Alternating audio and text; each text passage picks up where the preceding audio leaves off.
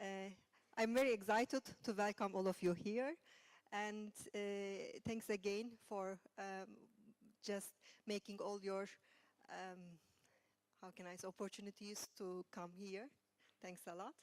And today we have the, I think the last CHIST-ERA seminar from the CHIST-ERA project. You know, it was actually ended last year, but it had the extension. That's why we had the opportunity to organize another one, and this year is in Istanbul. And as I said, it is like also a closing project seminar as well. And also during this event, we will discuss about how we can continue the CHIST-ERA activities in a different name or different call maybe. But this is the one that you have, the project seminar, finals project seminar. And we have 1.5 day program today. The first day is actually here, the first part, the plenary session will be here, this room. And also tomorrow plenary session will be at this room as well. But today in the afternoon session, you will have breakout rooms. And I will also introduce these breakout rooms to you at the end of the plenary session today. And because it was just split in onto based on your calls, and then you will see which rooms and which floor. And during, as I already sent the details, during this breakout session, you will first start presenting your own projects in the first session, and then in the second session, you will prepare a joint presentation to be presented tomorrow morning. And as I said, tomorrow morning also will be here. Today we have a dinner also in the evening at the 18th floor, and it will start at 7. You are all invited there, and enjoy the event. Thank you very much. For the presenters, I think they will just come one by one. I will not introduce now. Thank you, Aslan.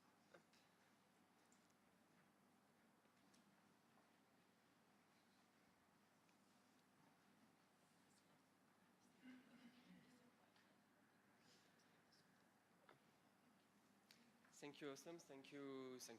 Thanks. I would like to thank Tubichak and all the attendees to attend this event. I'm Fabien Guillot. I was the coordinator of CHIST-ERA during the past year because of Anna Ardizoni maternity leave. She's back since the beginning of March, but she could not attend the event, so that's why I'm doing the presentation. I will do a short overview about CHIST-ERA and what we are and what we've done, and it will help to introduce this event. So as you might know, CHIST-ERA is an ERA-net. An ERA-net is a consortium of funding agencies that try to gather to fund projects in particular topics. For CHIST-ERA, the topic is targeting emerging and digital technologies. It covers most of the European countries and also a few countries or additional regions, such as Quebec, Taiwan, and Brazil. Each call consortium are a subset of the world consortium. That means that each country can participate or not to a particular call. And the idea was to support long-term research in emerging digital technologies by investing in the identification and definition of promising topics, and by supporting 2 topics per year, except this one, we're supporting just one topics, but most of the time it was two topics per year. The idea also is to promote open science, finding countries and ethics in the research. It relies on a well-established yearly call cycle. It's pretty robust now, and we're quite happy with how it works. So the quality of evaluation is aimed at to be the highest as possible, and it should be quite well received by the researchers. Also, the idea was to help the cross-fertilization across topics, and that's why we organize such event as this yearly event. We've added 2 different calls that were outside of this 2 topics a year. It's the call of 2023 on open science. 9 projects were found during this call, and we have this call to this year, which is Science in Your Own Language. It was launched in February 2025, and the ending date is in 10 days, I think. It's a 17th of April. Sorry. In 2010, when it started, we were 9 funders from 9 different countries. Now we have 32 funders, so 32 funding agencies from 28 countries. So the consortium increased a lot. So that's really a success in the building of CHIST-ERA, which is the ERANet of the EIC Pathfinder program. The Pathfinder program supports basic research, and CHIST-ERA really is at the crossroad between the Pathfinder program, so basic research, and ICT. It supports long-term interdisciplinary research, risky with potential high impact, and it tries to favor novelty. Within the past 14 calls, CHIST-ERA has targeted a lot of topics, from quantum computing, which was quite early in its process, to the last topics, which were multidimensional geographic information systems, smart contacts for digital transformation and ecosystems. You will find all the list of all topics on the CHIST-ERA website. And what we do to kind of to make it work, we were supposed to organize 3 yearly events. So one is a call topic selection workshop, which gather researchers to help us to find the topics that we will use for our calls. We have also call topics definition conference, which are events to advertise the call, to contribute to call scoping, so to write the different elements of the call, and to network between the applicants. And finally, we organize this project seminar, which contributes to project follow-up, which is an event to network and to foster strategic thinking. For the last call, for the last year, we haven't organized the 2 first workshops, but we hope that if we manage to create a follow-up of CHIST-ERA, we might start again to do this kind of events. So as I said, CHIST-ERA is ending this year. It was extended for, as Osam said, so CHIST-ERA is ending this year. It was extended for 1 year.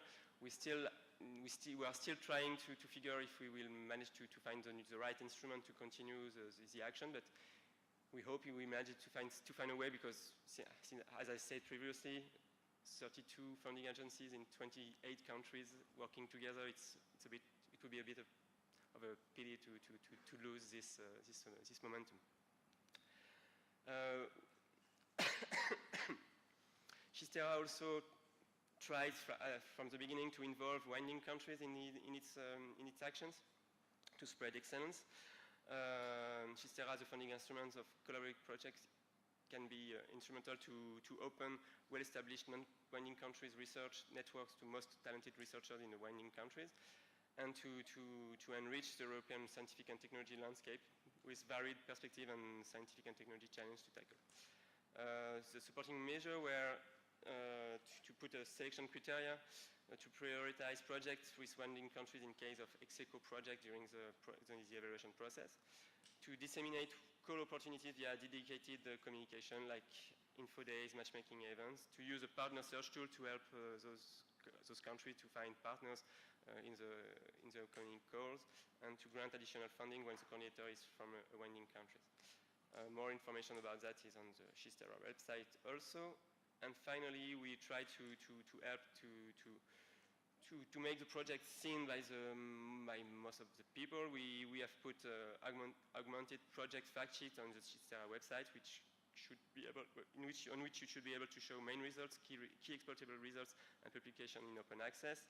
And of course, we can share and publish the project videos. We will see 2 videos today, and those videos can be put on the CHIST-ERA website, of course, and on the CHIST-ERA YouTube channel. So I would like to thank you, and I hope you will have a pleasant event and that it will be a success. Thank you very much. So I think now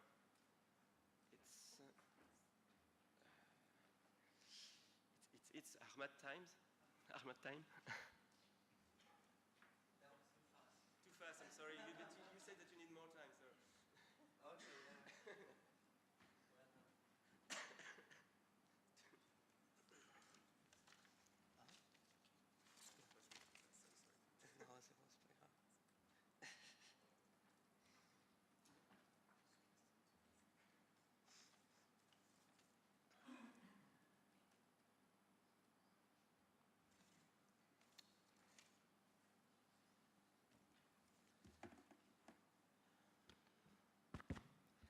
All right.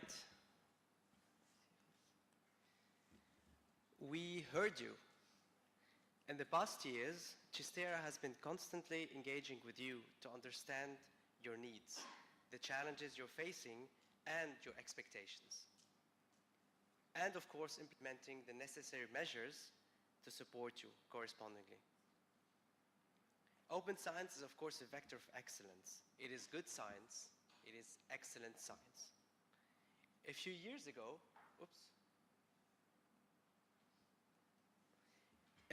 ago, we implemented a pioneering machine-readable DMP. You shared your excitement at that time, but also doubts about some of its features. Last year, we co-created together the new CHIST-ERA DMP with new functionalities and released it last fall. We heard you. Last year, on the cruise between Helsinki and Stockholm, we started exploring the new avenue of open hardware. You expressed your interest, and we organized a webinar with a leading expert in open hardware to support you in this endeavor. We heard you. Last year, on the cruise as well, you see, retrospectively, that this experience was actually quite inspiring. During one of the many discussions I had with some of you, we understood that one piece of the puzzle was still missing in open science. But it was a bit difficult to identify what that was. We have an open science policy, we have webinars and trainings, we have supporting tools, but we quickly realized that the missing piece was a platform linking you as CHIST-ERA beneficiaries, where you can share experiences, discuss challenges, and benefit from each other. A sort of community dedicated to open science, to this constantly evolving topic of open science. And so we heard you. And I'm excited and proud today to announce the launch of the CHIST-ERA Open Science Community. This community is you. You are the vectors and guarantee of scientific excellence in CHIST-ERA. You have been mastering best practice in open science and overcoming challenges over the past years. Not all of you perhaps at the same degree, so the open science community is therefore there to fill an observed gap by allowing each and every one of you to benefit from the experience of others. After all, you are already a community. We are simply providing you with a platform to trigger an enriching experience. The open science community is typically formed, but not restricted to, the open science coordinators of all project consortia. Among them, some are perhaps champions in open science in this area and have already gathered significant experience that can serve everyone in the open science community. These are the open science community ambassadors, who will play a special role in steering and organizing the community. Some of them are present actually with us today in those 2 days, and actually they really deserve a warm round of applause for volunteering to serve this new open science community. The specific functioning of the open science community is still under construction and will be communicated soon, so stay tuned. All right, as I said, we heard you and we will keep hearing you and actively exchanging with you, especially also in these 2 days during the project seminar. So now I would like to invite the following people on stage to discuss the most pressing challenges and gaps in open science from different perspectives and how CHIST-ERA can play a role in addressing them. So I would be happy to call David Camacho, Sabine Kramel, Peter Knoss, and Joanna Watt on stage. I've seen some of you, not all.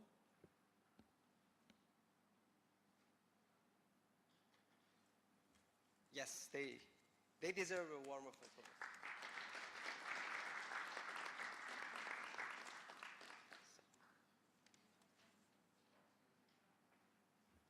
So David is not here. All right, so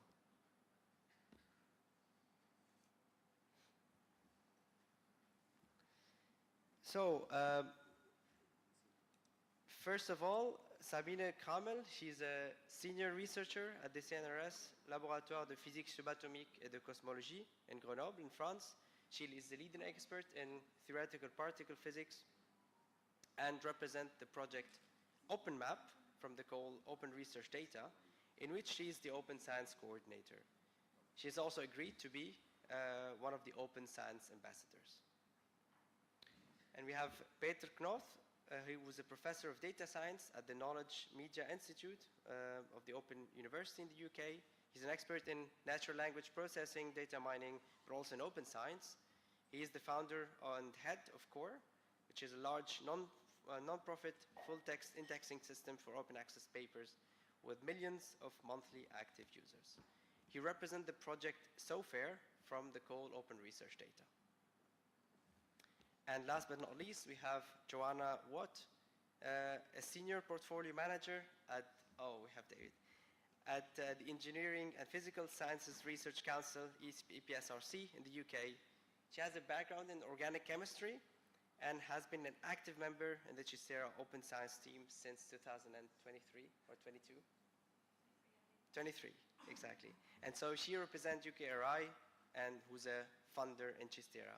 And now, last but not least, David Camacho, a full professor at the Computer Systems Engineering Department of the Universidad Politécnica de Madrid. He has a diverse expertise ranging from machine learning to data mining to revolutionary computations. He represents the project Martini from the call 2021 and has also agreed to become an Open Science Ambassador. So, a warm applause for all the panelists.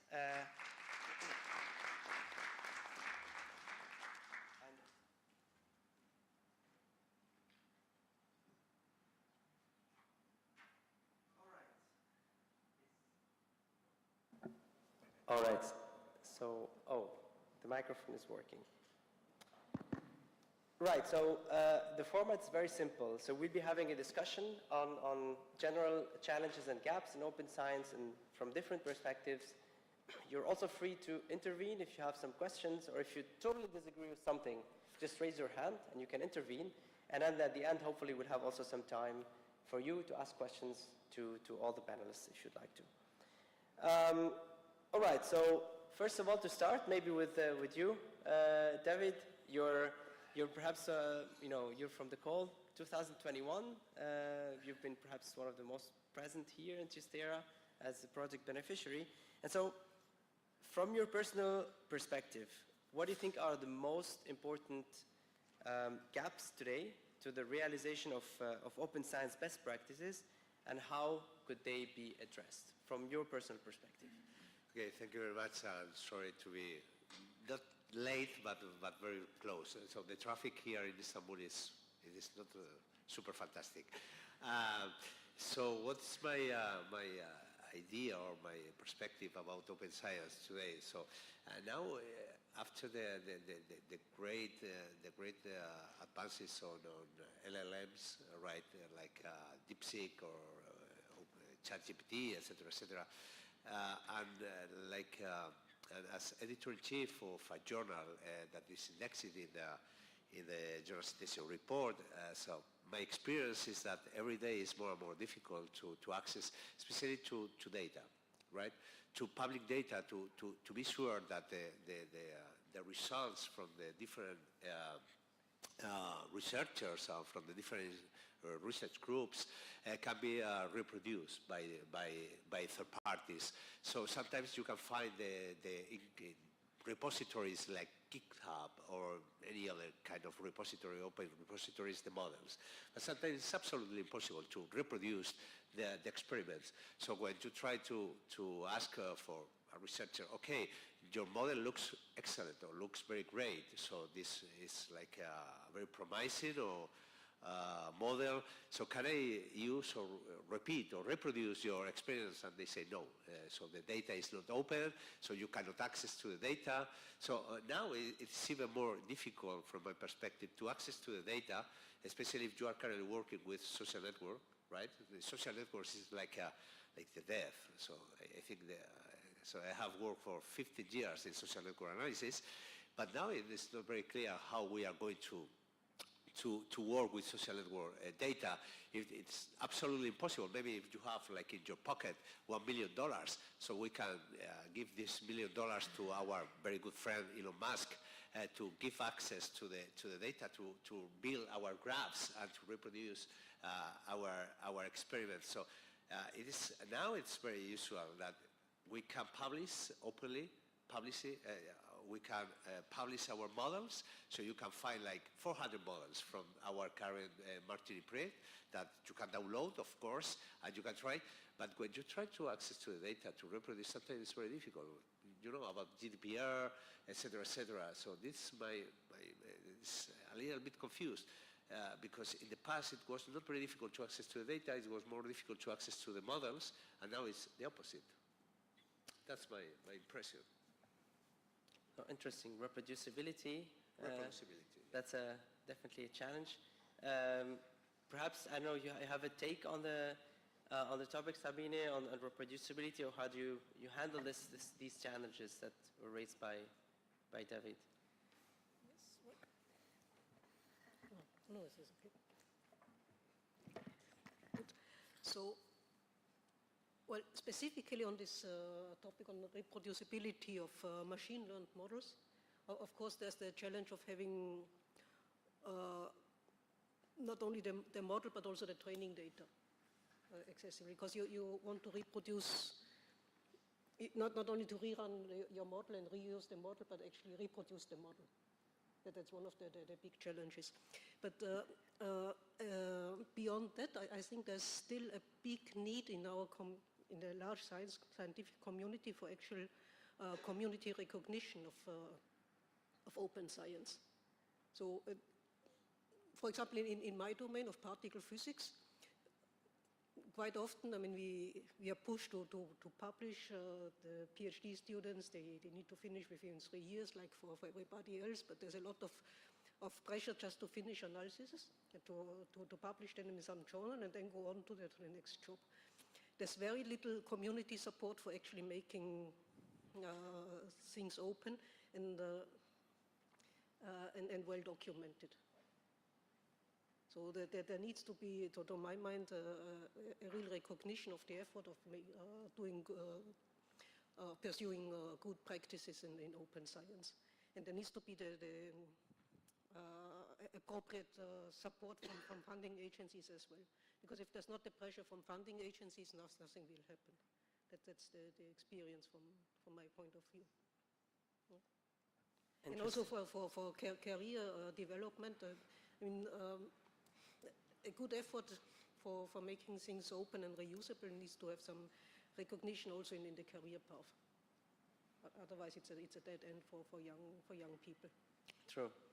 There's the old publish and perish paradigm, and challenge, of course. That's part of the game. So maybe, Joanna, you have Sabine mentioned the funders and their role. Do you have already some initiatives in this direction, or how do you see your role now or in the future to address those gaps? Thank you. Yeah, I think it's a really interesting point around the need for recognition versus publication as a route to recognition in academia.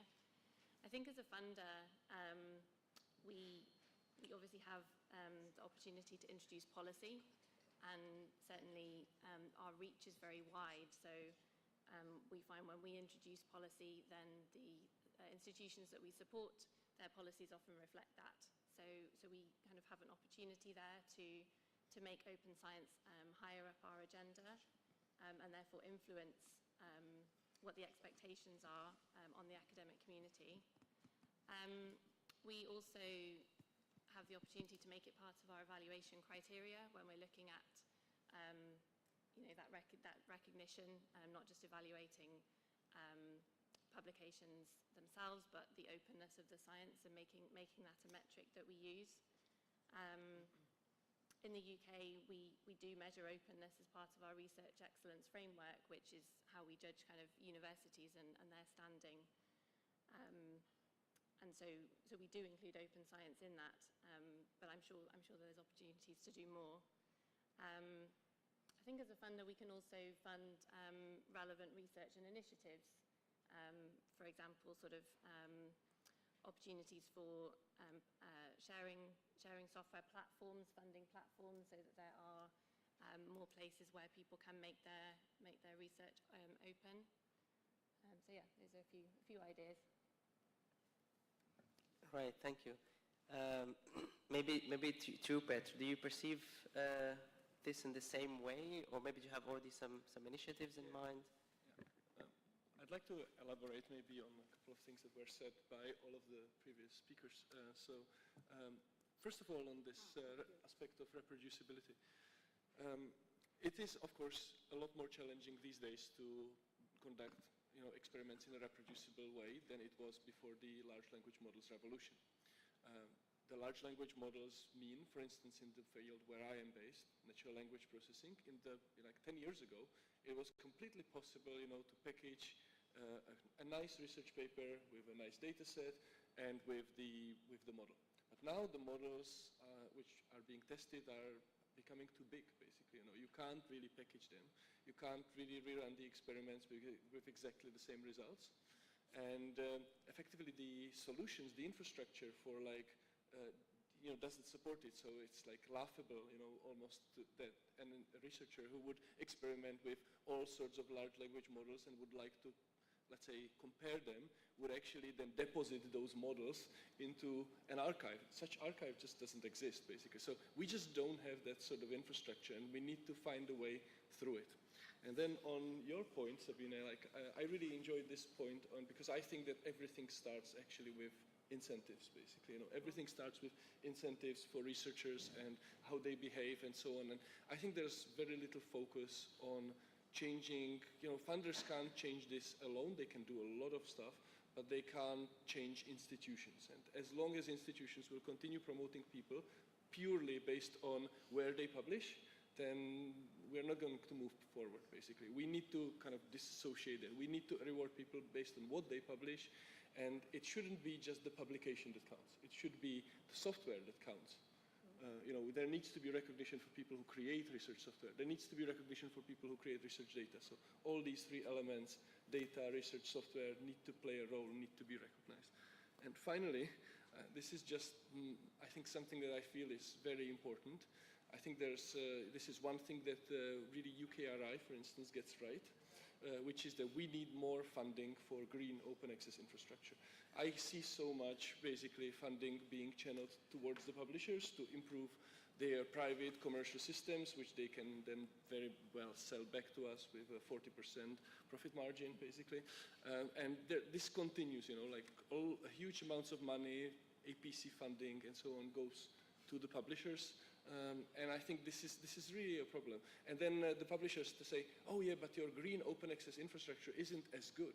Well, it's not as good because we're not funding it sufficiently. So we need to be funding repositories, basically. I've been digging for this number. I think this might be interesting for the people who are in the audience. There's one paper, publishing one paper, if we, factor in the cost of the green open access infrastructure, costs about 50 euros to deposit. But it costs about, the average APC might be somewhere between 2,000 and 3,000 euros. So that's the sort of level of us overpaying for open access. And finally, that sort of open access doesn't mean that machines have access to that content. That's the worst thing, basically. So now, when we live in this age of large language models, we need machines to also, understand. And we need machines to understand. We need machines to be able to read research papers.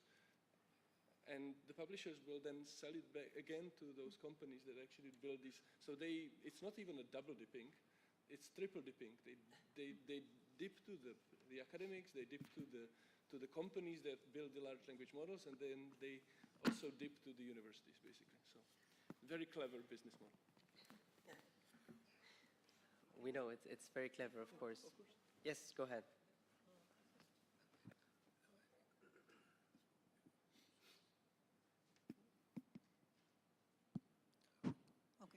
Yeah, I would just like to add one comment to this, because open is not necessarily good enough for reusability. So openness is of course the first mandatory step, but then it needs to be well documented. Data needs to be accompanied by appropriate metadata, as you said, to make it machine searchable, but also like to provide all the necessary documentation in order for things being understandable. Doesn't matter whether it's by a human or by a machine, but without proper metadata and proper documentation, both on the data and the software side, it's just making things open only goes so far. Yeah, I fully agree. I mean, before coming to this point, because reproducibility came as the first big challenge and gap, and in particularly today with the developments of LLMs, can we talk about a new reproducibility crisis today?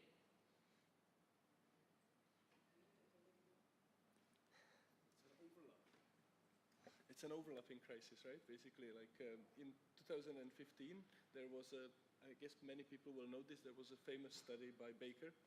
Sorry, I hope people can hear me. So in 2015, there was a famous study by Baker who basically asked researchers about,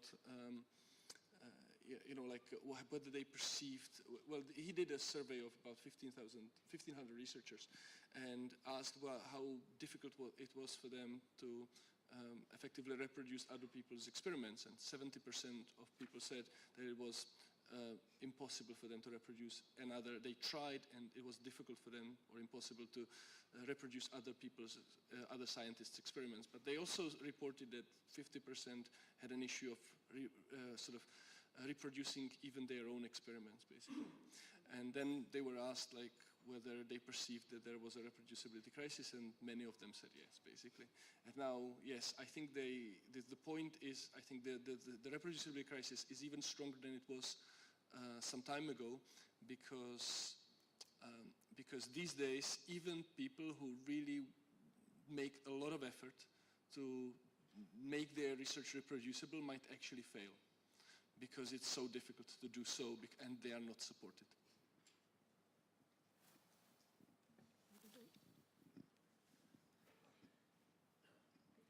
I would like to add something, because I think it's working, no?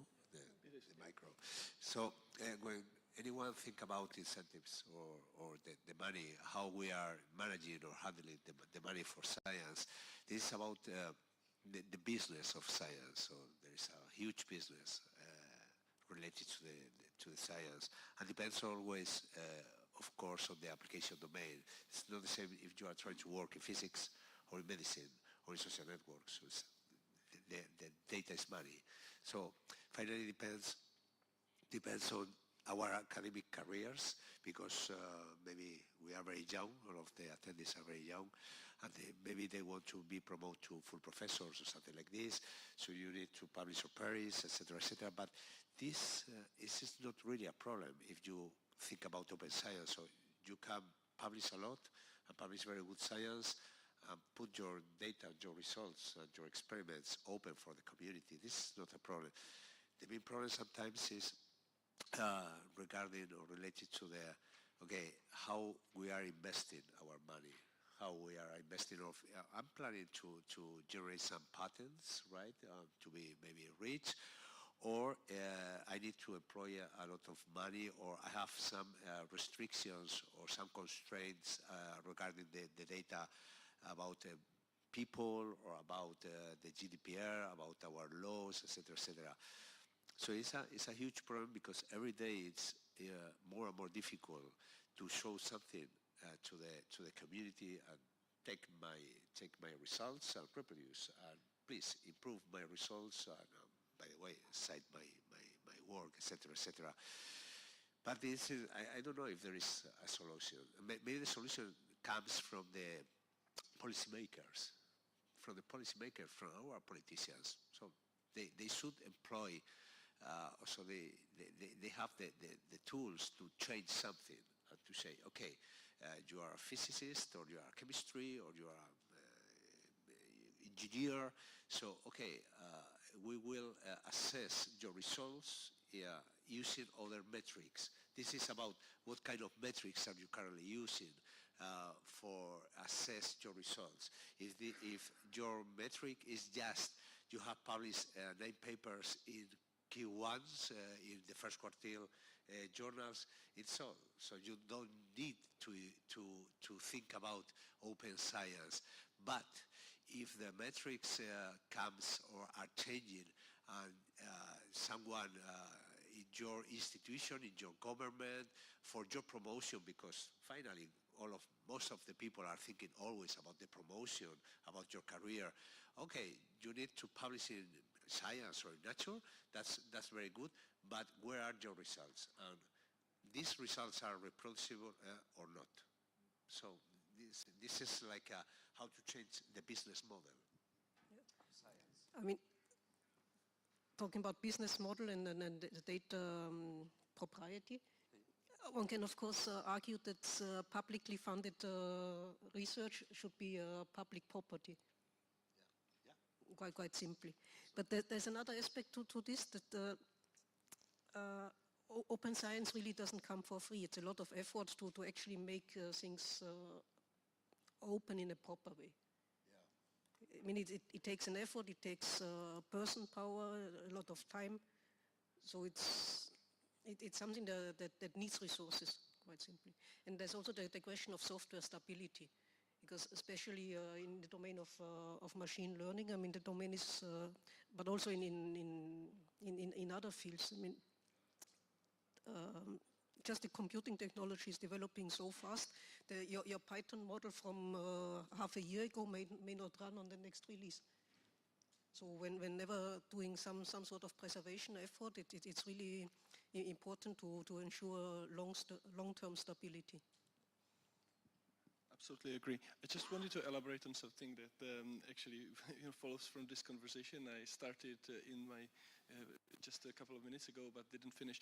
There's one thing which CHIST-ERA gets really, really well, and that's basically the support for the recognition that basically all papers in the UK which are eligible for the REF must be deposited in a green open access repository. This creates a situation in which institutions effectively take ownership of all the assets that their own researchers produced. And I think this is really important. You know, we need to see academic institutions, like think about companies, okay? Think about a company that basically has innovation as one of their main goals. Let's say, yeah, I should not name, but we know them, you know, all these tech leaders basically. Can you imagine that any of those companies would ever say that they will give their know-how to some sort of an external party that will manage that know-how, manage those data sets, manage those papers? I just think that this is completely unimaginable. Like, this would not happen, basically. Yet academic institutions do it on a daily basis. The most precious thing that they produce, they give away, basically, for free. In fact, not just for free, but for someone else's benefit to sell, basically. And so I think is really important is that institutions take ownership of these things. They should have repositories for publications, for data, for software. I'm not necessarily saying that each institution needs to run each of them individually. There is, of course, a possibility that, certain institutions, and we are seeing it, can decide that they will, invest in a shared infrastructure for a number of those institutions, and that's absolutely fine. But I can see, for instance, the difference between the UK and the US in this space. That, in the UK, every single institution that I have been talking to via the core project, basically, and been talking to a lot of them in this respect. They basically see as their responsibility that they know about all papers from their academics. In the US, that's not the case, or not the case yet. It might change because with the OSTP memo, or the OSTP-Nelson memo about open science, but it completely follows on this point that you have made. Public research needs to be public property, basically, publicly funded research. Thank you for the kind comments about what UKRI does. I think it's worth saying that I guess we fund institutions to be able to do that. It doesn't just happen from the institutions themselves. So via our block grant scheme, I think 47 million was the amount that we funded last year, and the majority of that goes on institutions funding open access publications, and then a small amount goes towards sort of the other items that I mentioned before. But yeah. And regarding, promotion and the assessment of research output, how do you position yourself as a funder? Because that's again also a critical aspect. Yes, I think you're right. So in terms of we can influence the landscape in what we do and how we use our assessment criteria, like CHIST-ERA, we're signatories on DORA. We don't use metrics for assessing impact, and we do encourage our panelists when they're assessing applications for funding to look at beyond just the publication. So in terms of open access, it's not a specific criteria yet. I guess that might be the end goal, to get that incorporated into our assessment criteria. But we do definitely look, beyond the kind of traditional and historic metrics of scientific excellence. Actually, does a metric exist? Does a good metric exist to assess research output? That's a good question. I'll hand over to someone else. Well, a lot of people say that, unless you want to go, I would say a lot of people say that as soon as you introduce a metric, people will figure out how to game that metric, basically. So so basically, the answer will be a basket of metrics, basically. You cannot look at one metric individually. You need to always consider every single metric in context. So give to a human any kind of metric, and the human will generate a genetic algorithm to optimize the metric, especially in Spain, and in Italy too. So I was thinking about open science. So I was thinking of my area, machine learning, mainly machine learning. Who is publishing in the top conferences? Like, can I ask a question to the attendees? How many people in this room comes from the private companies? Please. No. Wow, that's great. Fantastic. If you think about the ICML or ECML, the European Conference or the International Conference on Machine Learning, they are super top conferences, or NIPS conference. Who is publishing there? Google, Amazon, maybe Oxford, Cambridge, that super top institutions that are very tightly, very, very close to high-tech companies. So open science, so you can talk with people from Google, from Amazon, from Huawei, from these high-tech companies. All of them have like a department about open science. It's more like for marketing, right? For marketing, because they have infinite amount of money, infinite amount of GPUs to train the models. They have infinite amount of data, and the data is they generate the data, they store the data, they are the owner of the data, and they never share the data, right? And they publish in the top conferences. And we are here from the, except you, so congratulations. Oh, no, this is not a private company. I was thinking in a private company, right? So you are more closer to the academia, so congratulations. So here, okay, we are like this alcoholic meeting, no? Okay, all of us are in the same place. All of us, we have the same problems. But finally, I have tried several times to publish in NIPS. It's absolutely impossible. I need to look for a secondary job in a high tech, right? And after that, maybe I will have an opportunity to publish there. So open science is maybe, it is not a good business for the private companies because we have a problem. Houston, we have a problem. If I may comment very quickly, I don't know, I think it's still related to open science, but it's really like responding to the point about NIPS and AI research and how it's at the moment being done. I think we have a real problem at this point in the AI space, in computer science. Maybe it spreads into other fields as well, that effectively academic researchers who are based at universities are less able to publish the completely best science, basically, to progress beyond the boundary. And why is that the case? Well, because they, imagine that I write a grant to EPSRC or another research council, and I'm asking for £2 million to run one experiment to train a large language model. Like, it's never gonna, I'm not gonna get that, basically, it's just not, like, the programs are not made for that, basically. And so, researchers who are, the best researchers, they also don't want to, everything is happening really quickly. So also, like, I can't sometimes write a grant, wait a year before I basically, get the money in order to do something in another year. It needs to happen now. And that's why a lot of academics and a lot of talented people are actually drawn to companies where they can work within larger teams, basically, and where there's this sort of supply of money is, I don't want to say infinite, because that would not be the case, but it's not restricted, basically. It's really, driven by urge to do something very quickly. And we have lost that to some extent in some of our fields. Not in all of the fields, but I think in computer science, it's a really big issue. Maybe back to CHIST-ERA, or maybe to CHIST-ERA specific aspects. As you know, CHIST-ERA has been conducting many initiatives in open science to better grasp it, perhaps the complexity of the open science landscape, to support CHIST-ERA beneficiaries and consortia. So from your perspective, how do you assess these efforts from your perspectives, and how could it be still improved and enhanced?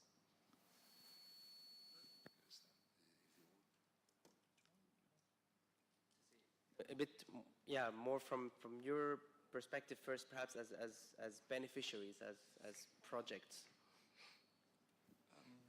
Would you like to start? But mainly focus on CHIST-ERA. Okay, from my perspective, CHIST-ERA give us a very good framework for cooperation. So it's very interesting. It's like a small European project, smaller projects. It is more easiest to reach to different partners inside Europe, even out of Europe, of course, because there are some within countries and other countries that are invited to this call. So this gives us the possibility to make some experiments, right? It's like an experiment, so it's smaller. So I really agree with you about, okay, if you think about try to ask to the ERC, huge project, €2.5 billion, something like this, and say to the European Commission, okay, I will start to think about this super cool idea, maybe I will generate something. So probably I will not be granted. So this CHIST-ERA give us an ideal framework for experiment some ideas, and maybe it is more easiest to publish small results, so you can put these results open for the community, and so I think it's a very good initiative, right? And not so very complex, because when you are thinking like a traditional H2020 project, you need to think with big numbers, with huge consortiums, with a lot of 20 partners, 25 partners, 30 partners. I have worked in some of these kind of projects with 30 partners. Usually it's very difficult to do nothing, right? So it's finally, there are like subgroups, like small clusters in this huge consortium, and it's very difficult to cooperate or to start any kind of initiative. And CHIST-ERA give us the opportunity to make something more specific, more small. Doesn't mean less value, right? So. I have participated in a couple of CHIST-ERA projects, and I hope to participate in the future maybe in something more. But I think the initiative of CHIST-ERA is not continuous in the work in the future, but to us it has been a very good opportunity, and we have used this framework to start other projects, even with some colleagues that we met here in CHIST-ERA. Do you have something to I have add? something, yeah. Maybe just, I would completely agree with you. That I think the advantage of CHIST-ERA is that you can have a relatively smaller consortia, so something like 3 to 6 partners, and these are much more manageable basically, and you can have some results basically done faster basically. I think that's a really big attractive thing for me. There's another thing, I'm very excited about sort of science of science, or some people call it meta science, and I think it's very good when funders support. It probably doesn't make sense for funders to fund now big initiatives to build the largest possible large language model, because they will not succeed, because the companies will do it, but there are still other areas which are sort of beneficial for the society or beneficial for academia, and sort of supporting these kinds of strands that would not be supported by businesses makes a lot of sense to me. And so I operate in this space. My project so far is about reproducibility. The nice thing about this, funders effectively commit certain amounts of money, and the result is effectively something that benefits the community, but benefits also science, I think, retrospectively, and maybe benefits the whole system. So I think funding these kinds of topics, the fact that this is possible in CHIST-ERA, and I have seen now this new call that you have science in your own language, this I think goes in the right direction. Okay. So from my part, I know CHIST-ERA only through this ORD call, so the Open and Reusable Data call. And when this came out, I mean, we were really, really excited about this call to have an opportunity of being funded on an international scale for doing open science. So this was really unique and a fantastic opportunity. A very good point was also that the application was really lightweight.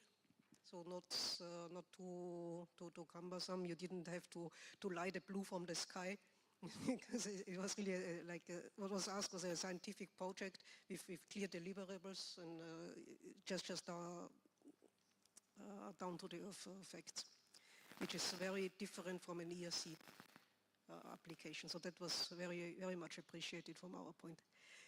Then once we were awarded the funding, it turned out that the whole process of getting the consortium agreement, the data management plan, the whole management of the project was a nightmare on the administrative side.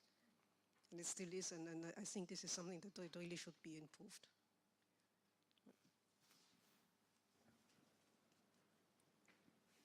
Do you want me to add something? I mean, I think, so CHIST-ERA's open science compared to how we as a UK funders open science, it gives us an opportunity to to really be plugged into so many different partners and see what their approaches are to open science. I think it's CHIST-ERA, because of the size and the number of projects and number of partners, it also manages to be very agile in terms of what it's done for open science. And through that, we've been able to kind of see how some of the newer things that you've used have had an influence on projects, such as open science coordinators in the projects. That's not something that we have as part of UKRI funding. So it's been really eye-opening to see some of those things and how they've had an effect. Would you take over some of those? I mean, I Innovations, can't that's more like- personally say yes, but I think it would be nice. Yeah, I mean, we're looking, it's just such a slow process, this process of adoption. We're looking at monitoring how some of our policies on things like open access articles and open access data have had an effect. To be able to give those metrics that we talked about being such a difficult thing to have to measure. But yes, maybe it's something for the future. Yes, and you said it, David, CHIST-ERA is a small experiment. So this is precisely what we're trying to conduct, to do small things, and sometimes they're going to grow bigger in funding agencies or at the level of the European landscape. So, as you know, as was mentioned in the first general presentation, CHIST-ERA as a European project is currently in its last year. At least, you know, this is the 4th CHIST-ERA program since the beginning of CHIST-ERA. So, thinking about the future of CHIST-ERA, where do you see CHIST-ERA in the future from your different perspectives? I mean, and how should this future be open science related or open science oriented? Where do you see the gaps in the future in ICT or ICT related areas, and how CHIST-ERA should position itself in a new initiative or a new partnership in the future? I'll start with a quick comment before handing over. I think, I mean, as a funder, CHIST-ERA is brilliant. So many partners, as Fabio mentioned at the beginning, now 32 different partners in 28 countries. I mean, there's a lot of engagement and a lot of momentum that it would be a real shame if that didn't continue. And I think, yeah, that feeling is among researchers as well as funders. I guess the novelty in terms of the rest of our portfolio as a funder is the community-driven identification of the topics and the real drive for those people who are going to be doing the projects and applying to determine those topics. And I think that aspect would be really good to carry on in whatever we decide to do next. Let me maybe answer it slightly differently. What needs to happen for CHIST-ERA to continue beyond this last year? Does there need to be an application that someone writes? Do you need any help?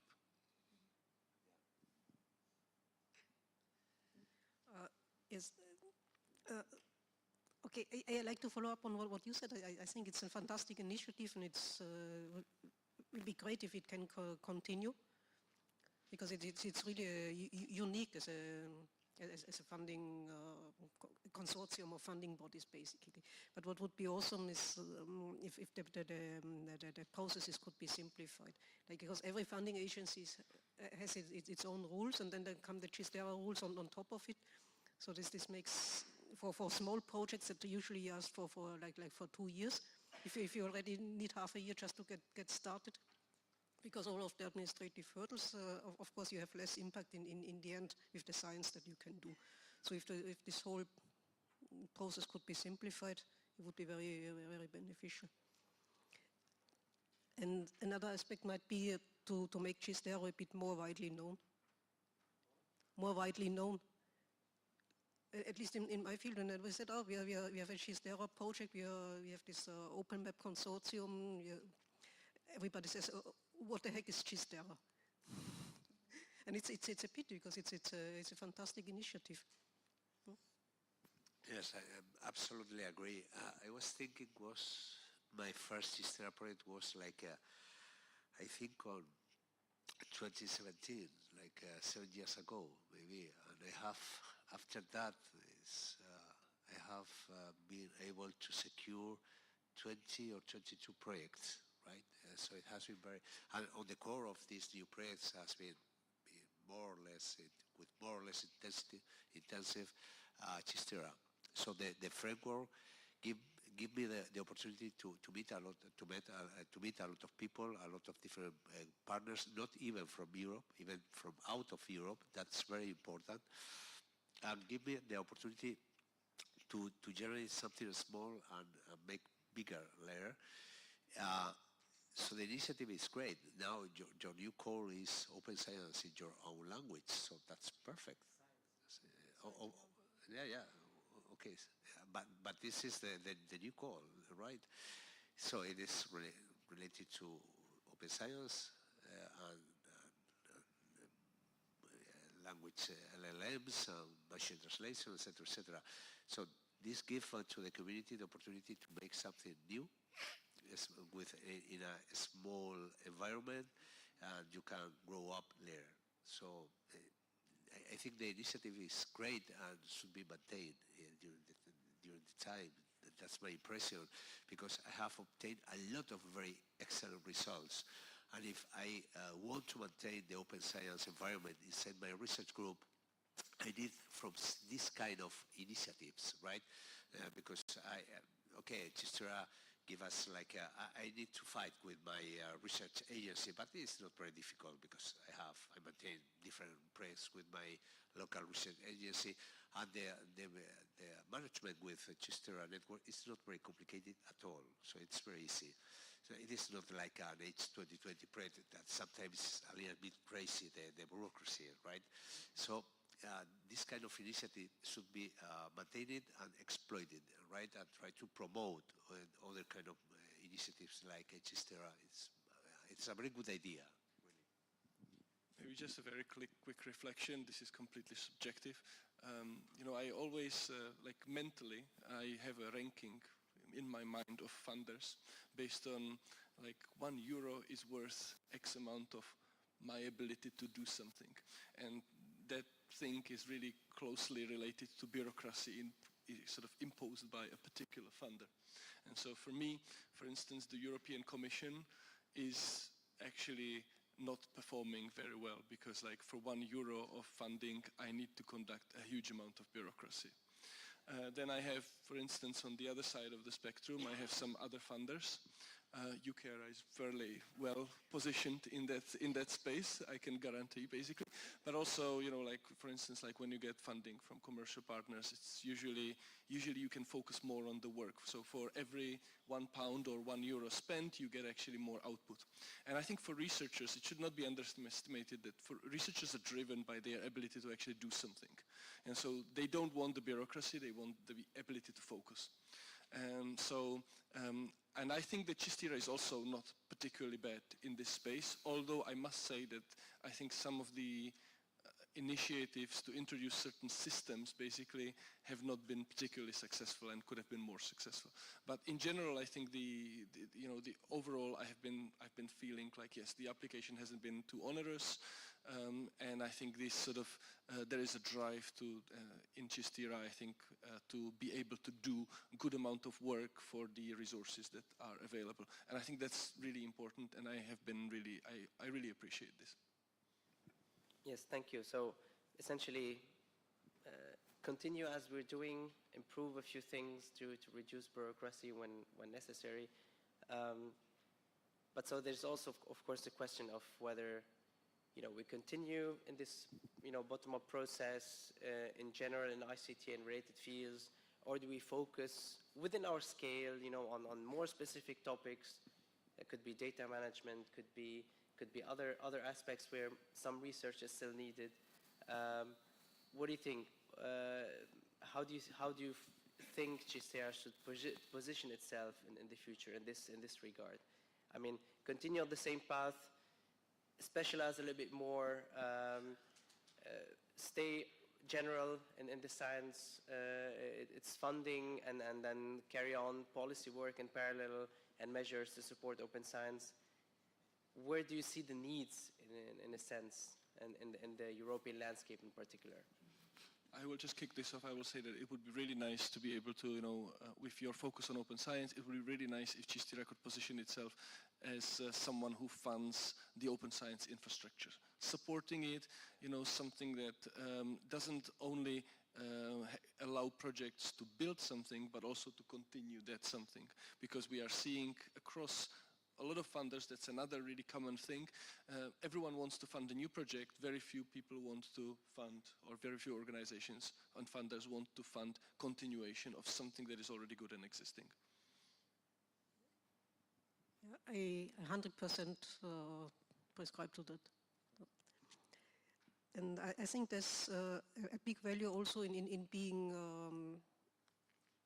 open topic-wise. I mean, it's nice to have specific calls like science in your own language, but in addition, there should, to my mind, always be very wide calls that encompass a larger community.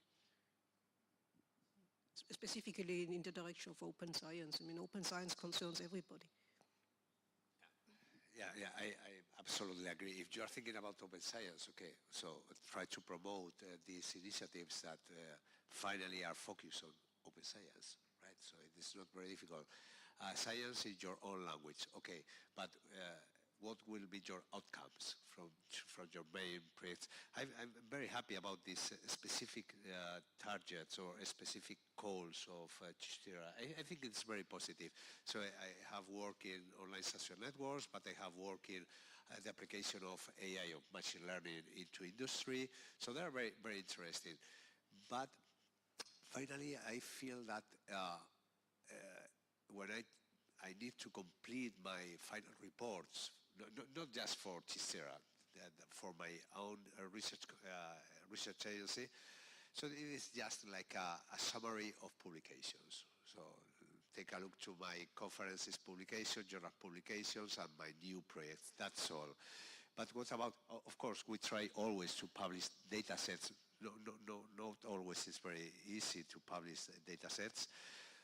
But maybe even from the CHIST-ERA, it could be possible to try to promote some kind of metrics to assess how open is your outcomes, how open are your results. So if Peter generates something, can I go to GitHub or Zenodo or any kind of open repository, not just to download your paper, that's very interesting for sure. Even for your code, that's absolutely sure that it will works right correctly, but even for reproducibility. So maybe this is a very simple check, right? A very simple metric. So these the outcomes from this project are reproducible or not. So can I access to these results? This could be very interesting. And not only focus. This is, of course, my fault. When I prepare any kind of project, of course, I always define a good set of KPIs to show to the reviewer. So I will generate some good results and good outcomes for the community, and that will be open, probably green open, because gold open is extremely expensive, and you cannot put so much money in this gold open journals, right? But even we should be more worried about what's happened with our open data. I talk usually about open data because currently this is our main problem, the access to data, right?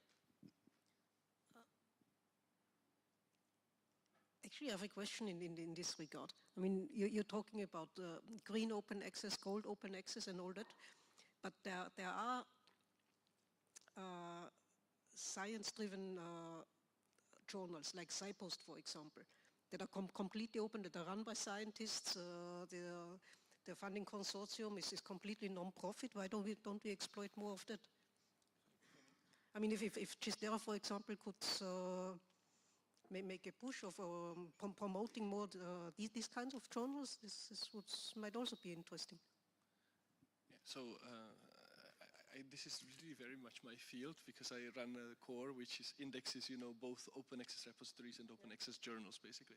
And so, absolutely, like I was talking about green, but indeed, of course, Diamond open access is also, absolutely fine. Basically, there are so Diamond open access refers to open access where basically it's free of cost, and it also is available on the publisher's website. And in core, we index both, basically. So I think both need to be supported. But I think something I wanted to mention, I think this is really important for science, is this sort of idea that the depositing of the scientific paper should be or can be potentially disassociated from the process of the peer review of that paper. I'm incredibly supportive of that idea because the idea that basically you need to submit something and then you have the peer review process to approve the ability to make that available is, I think, wrong on many fronts. It's wrong because it slows down science. It's wrong because certain things don't get published, and then we basically, when we analyze across papers, we do systematic reviews, we don't see the negative results, basically. It's wrong because it's wrong because basically, it creates this competition for unless I am among the 20-15% of the best, my science is just not worth it. That's also wrong. So we should be publishing science as long as it's rigorous, basically, I think. And so, the peer review process should be used, I think, mostly for making sure that it's a tool to help other peers to improve their skills, basically. So, yeah, I think building infrastructure is, something that we should be supporting, and maybe this could be a USP for CHIST-ERA, that you support sort of open science through building of these infrastructures which are not commercialized. Yes, I mean, one last word. this exists. I mean, there are preprint servers, and if you follow up on the example of SciPost, the paper is completely public from the moment it's submitted, and even the refereeing process is public. I completely agree, like open review, peer review, but not a lot of people are aware of the fact that when you put, for instance, your research paper on archive, that the vast majority of papers on archive are actually not Creative Commons CC BY, basically. Most of them are actually read-only papers, but they, for instance, cannot be completely without copyright restrictions used for machine processing. That's a big problem. So I would say, I agree with you. Absolutely, absolutely. Yes, so we have clearly here some ways to go forward. I have to stop the discussion, unfortunately. I think we're touching upon many interesting topics for CHIST-ERA and in general. But we still have 2 long days of project seminar. We can't monopolize this time. Thank you very much for being here on the panel, for all your inputs.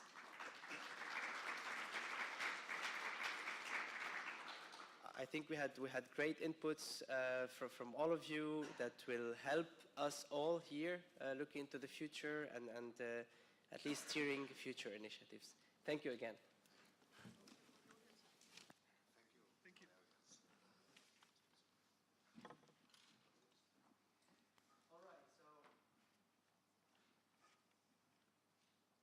All right.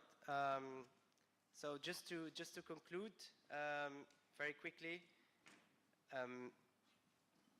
So we talked about perhaps a new reproducibility crisis or just an overlapping one or something exacerbating the already ongoing reproducibility crisis.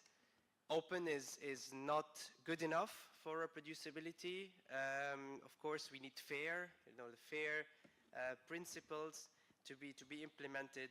And in general, I mean, publicly funded research, this is what we are all here for, most should be public property. We had a lot of interesting thoughts and ideas, and CHIST-ERA is already quite agile today, in general, and in particular in open science, and the hope is to continue with this agility in the future. And again, as I said, we heard you, we will keep hearing you and talking to you. So please come to us, give us your feedback, your inputs, and we will incorporate this in all our future works and reflections. Thank you again for your attention, and looking forward to this exciting project seminar.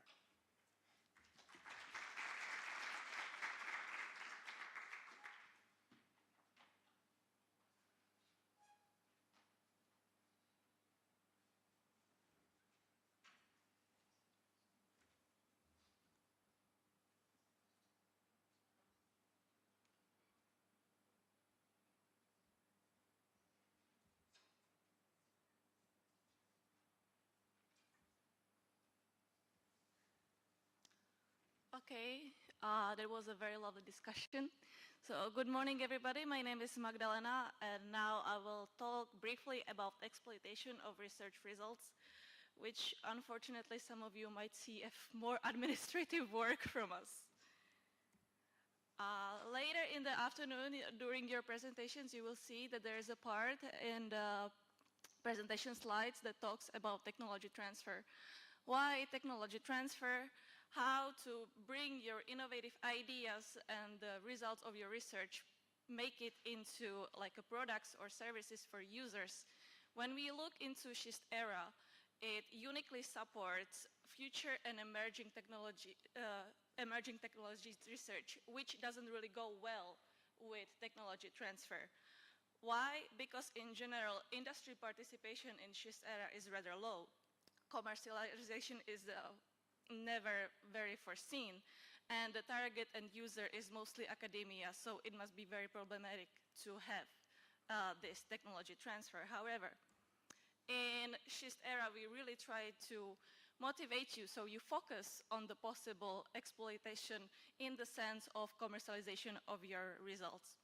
When you prepare your project proposals, you could see that there is also a part of planning this exploitation. Also, for the projects that are now maybe 1 or 2 years into, you can see that there is this regular reflection on exploitation when you write your project reports.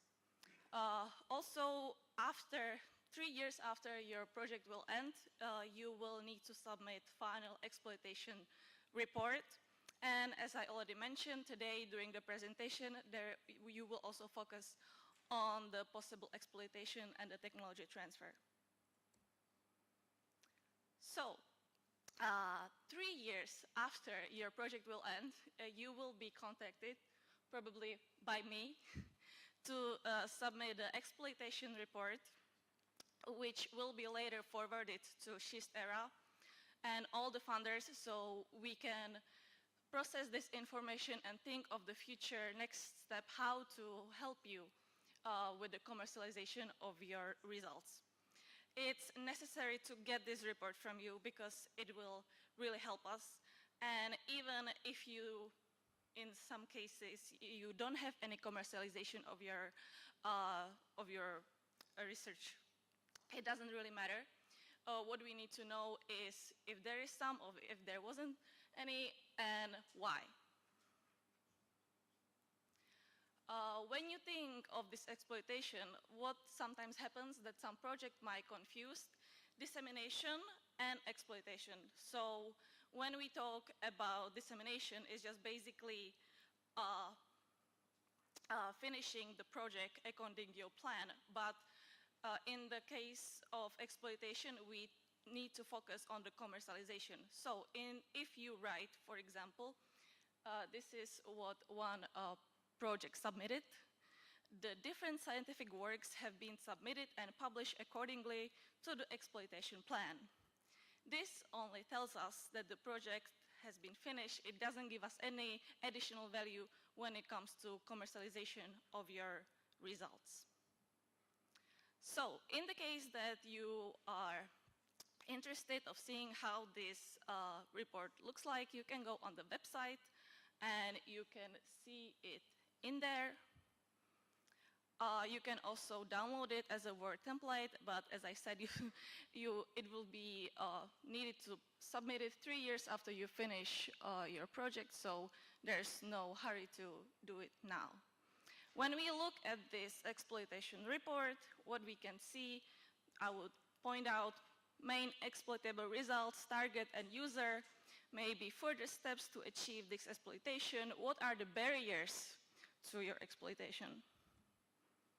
Maybe some of you might think of this is more administrative work, but if you see the report itself, it's what I would say not that hard to prepare. Basically, you can just circle and write some comments. Again, as I said, if you have nothing to write, don't really worry, just see I have my results have not been commercialized, it's perfectly fine. You don't need to worry about it because there is no right or wrong answer when it comes to this.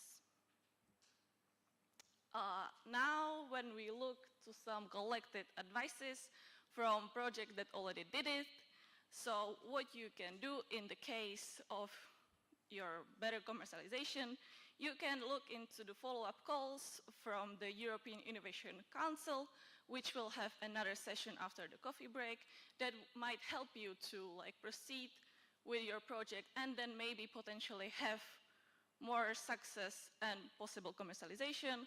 Also, if you have some events or workshop, it can help people get interested in your work, or you can publish your project as much as possible, because if you don't do it, people will not find out about it. Like the industry will not know about what are you doing. Also, another advice is advertise and promote project results towards industry in an early stage. So, when it comes to this promotion of your project, what you can do right now is update project fact sheet on the website. For example, I have here an example from the project Soon from Call 2017. I don't know if somebody related to this project is here today, but if you look on the CHIST-ERA website, the project fact sheet looks really great because we have a lot of information there. We have all the project partners, main results. There is a video. We have the exploitable results. We have the website. So if you know that your project fact sheet now doesn't look like this, I would encourage you to go and prepare it so you have at least something. Okay, so this is it from me, and later you will hear from me again 3 years after the end of your project. Thank you very much.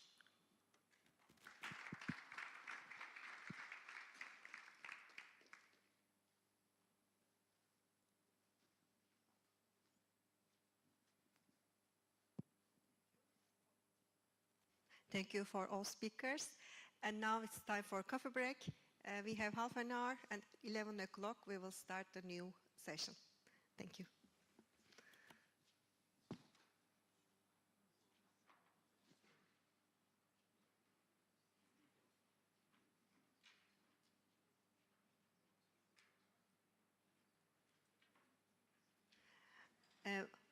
One more thing, you see the poster boards here, and there are already some posters hanging on, and the coffee break is in the foyer.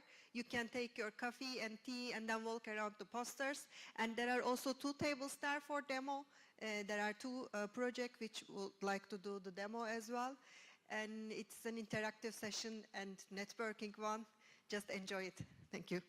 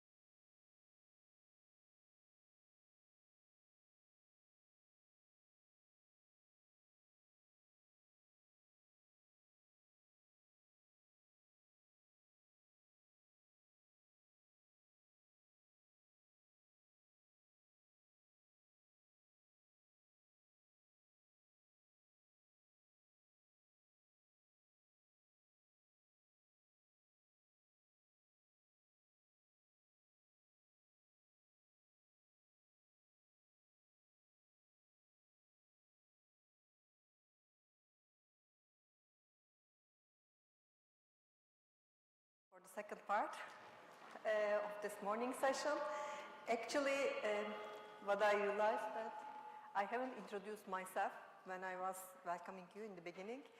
I am Özlem Gezici Koç. I am working at TÜBİTAK. I have also a few slides at the end of this presentation what TÜBİTAK is and what are the functions. And actually, I am working at a national contact point for Horizon Europe and also program committee delegate. Also, for the CHIPS joint undertaking, I am the governing board and public authority board lead delegate. And for CHIST-ERA, I am the national contact point representative for the TÜBİTAK as a funding agency. And today we would like to share what kind of research opportunities you have after your CHIST-ERA project, because after you finish your project, you need to switch to another funding opportunity that may fit with your research, and already you have a consortia, and you can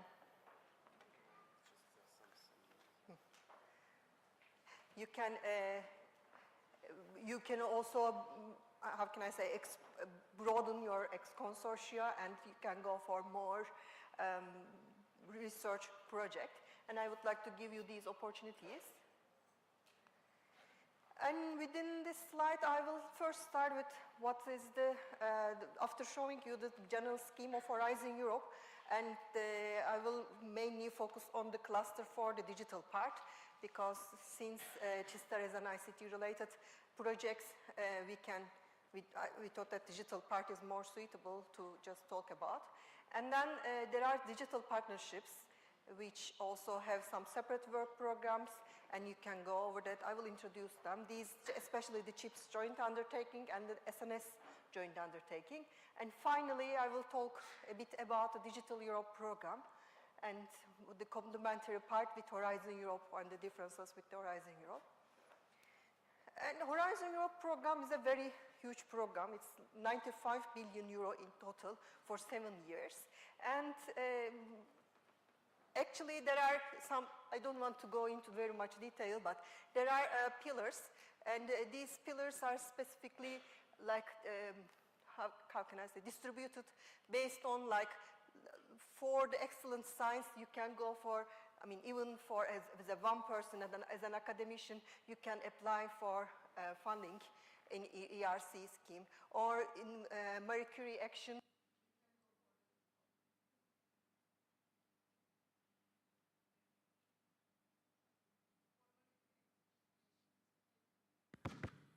Can you hear me now? Yes. For Marie Curie actions, for the mobility actions, if you want to go for a different company or different country, this also allows you for the mobility. And you can have also consortia for this Marie Curie actions like staff exchange. And for research infrastructures, it's generally for obtaining or building the infrastructures for necessary field. For Pillar 3, there will be also a presentation after me. That's why I will not go into detail, especially for the EIC part. But what I want to focus is the Pillar 2. This is the part which is the thematic part and also consortia based. You cannot apply alone in this Pillar 2. And there are clusters, there are 6 clusters in total.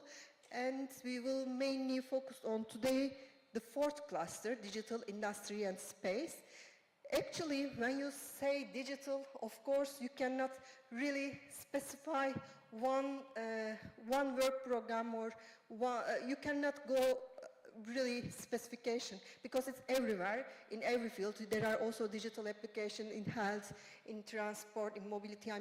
There are many digital, but it's hard to cover all of them today. That's why we are mainly focusing on the digital technologies under Cluster 4. And actually, I said that it is, Horizon Europe is actually a big program, like 95 billion euro, and Cluster 4 in total, for 7 years, it has 15.3 billion euro. And if you just have this ratio, you can see that how big amount this cluster 4 has within Horizon Europe. Actually, also cluster 5 has almost comparable amount in terms of budget. And these two clusters have the biggest portion in Horizon Europe. And as I said, European Innovation Council will be also presented by a TÜBİTAK colleague after me. That's why you will also go for more into detail in that.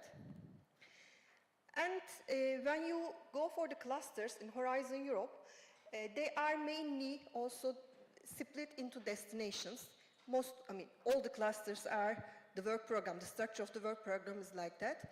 And for cluster 4, there are 6 destinations. And actually, if we just compare with Horizon 2020, there was only one team, and with Horizon Europe, you know that there are cluster-based. But when you go into details in the work program, you also again split like in Horizon 2020, because these destinations are also grouped into digital, industry, and space part. There are 6 destinations in total, and in each destination there are calls.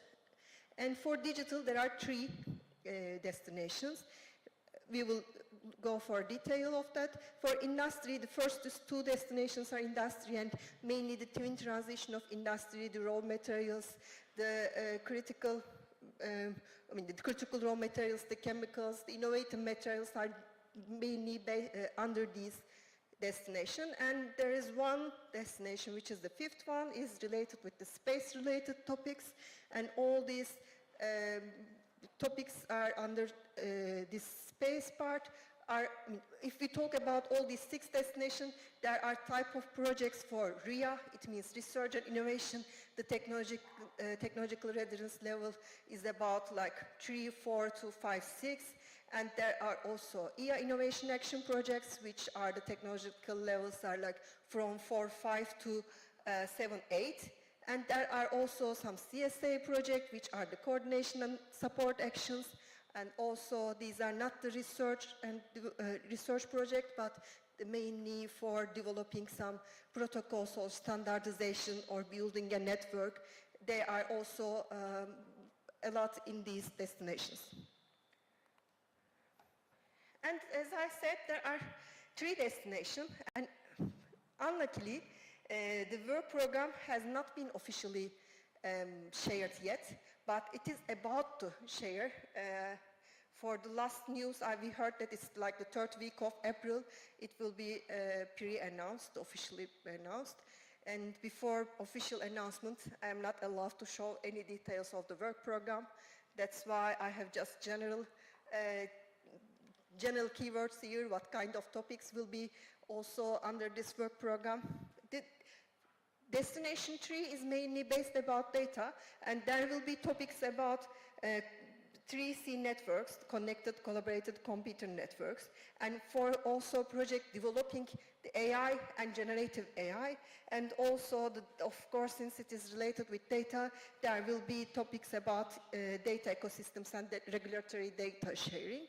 In the 4th destination, it's digital emerging, the short form, because you know all these calls are with a code, and when you see data in the code, you can just understand that it belongs to destination 3, or if you see digital emerging, it's destination 4. These also the short form of these destinations in these call codes. And there are quantum and high performance computing topics in this part. Photonics, semiconductors, again, AI, generative AI, data robotics, and also there are some special topics which the application of the AI in science. And as I said, in the draft work program, there are calls, but after the official announcement, they will be sure all the details, the funding details, also the timeline will be shared soon.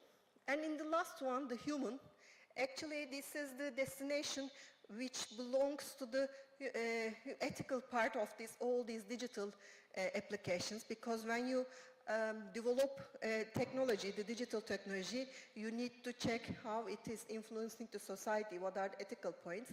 And in this sense, this destination is mainly on that, and there are mainly CSA calls. Not, of course, there are some RIA and IA, but if you just investigate the work program, there are mainly CSA calls, and there is a new partnership, Virtual Words, which they have topics there, and generative AI is mostly in this part, especially for the ethical part. And as I said, the CSA is generally standardization or knowledge valorization, and there are different topics on that.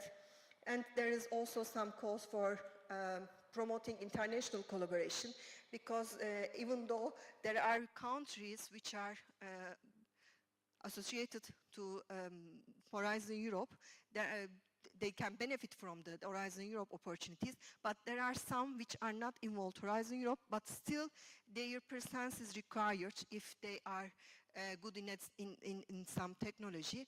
And in that sense, European Commission just have some special calls to build network with these special countries in special fields.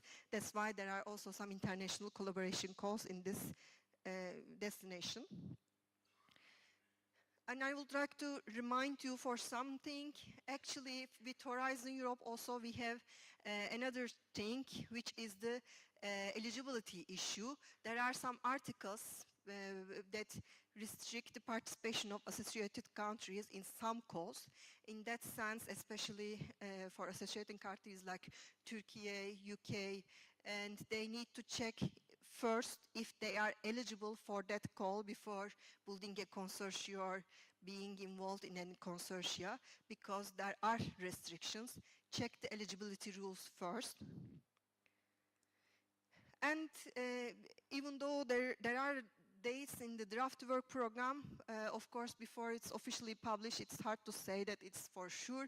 That's why we can say that the applications will start the beginning of June and will end on at the beginning of October. It's soon, and they are already, the consortia are already building. If you are if you are aware of the call topics, maybe you are in a consortium already, or start searching for that. Don't wait for the opening. It may be too late. And for Horizon Europe, for each thematic part, actually there are NCP, the National Contact Point Project. And these NCP projects are specialized in, of course, thematic base, like, for example, for digital, the NCP network is Idealist. And Idealist project, we are also, as Turkey, TÜBİTAK, we are also a partner in this project. And in this project, the NCPs are just working hard to foster the collaboration between the stakeholders of different countries and try to increase the awareness of this program. And in that sense, they are building, or they are forming some special programs or events, and they are like a 3 to 4 years projects. Is just for increasing the participation of the participants in the program. And in Idealist project, they are, if you are looking for a partner in the digital part of this Horizon Europe, there is a partner search tool within the Idealist project. And also they have pre-proposal check service that you can upload your proposal, and they can just check it based on some certain criteria and give you feedback. And there is a topic tree also application. This topic tree helps you to connect the relation between the past calls and the future calls. And with this topic tree also you can reach already the funded projects. It's important because if you see the funded project and also the, let me say, the partner, it may also tell you that this partner can be a future partner for the coming calls. That's why in terms of partner search, you can use always the already the funded projects to check for the next one. And also, there is a toolbox which helps you in all the process. I mean, starting from the application process to the completion of the project and for future planning. There are some questions and there are some directions in these tools, and you can use it. It's very useful. And the upcoming events are also important because some of them are just organized by the European Commission, some of them are organized by the NCP networks, some of them are by the funding agencies, but in any type of organization, they are important to find you the appropriate network and to be in a consortia. And the most closest one is the IC Turkey International Brokerage Event. It is on 10th of April, this Thursday, here in this room. And maybe you have already received my emails on this. I mean, there is lots of requests for the registration. That's why we closed the registrations. But if you are not registered yet and if you are interested, just let me know. And in this brokerage event, there will be brokerage, I mean, the project like ideas will be discussed based on 4 thematic areas, like in the health, mobility, and the digital part, and also the industry part. There will be different workshops, and there are now 400 people and registered and activated. The second one is by the European Commission. They have an online Horizon Europe Information Days. They have these days for all clusters, but for cluster 4, it is for 13 and 14 of May, and it is an online event. You can follow it lively, but it will be also it will be given like uploaded on the website, and you can also check the videos later on as well. And after the info days, there are online brokerage events by the NCP networks as well. The Idealist network is organizing the brokerage event on digital call topics on 15 and 16 of May. The website is not shared yet, but it's now saved the date for you. And the final one, which I can say, is again another brokerage event in France, in Strasbourg, and it is on 20th of May. It is the same logic like the first one, like ICT Turkey 2025. It is mainly project pitches, proposals, and then the B2B meetings. These formats are for these brokerage events. And this one is focusing also for cluster 5 besides cluster 4.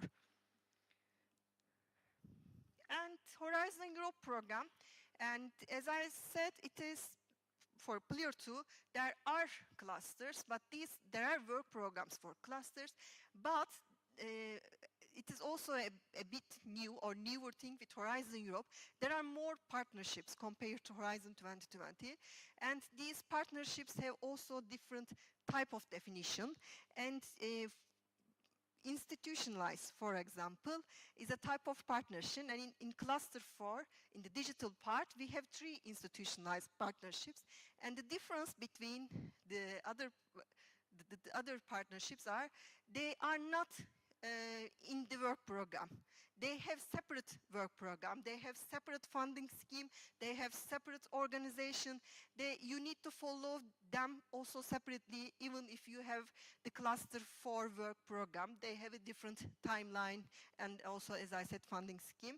And CHIPS joint undertaking and smart networks and services are the ones which I would like to share today as well in detail.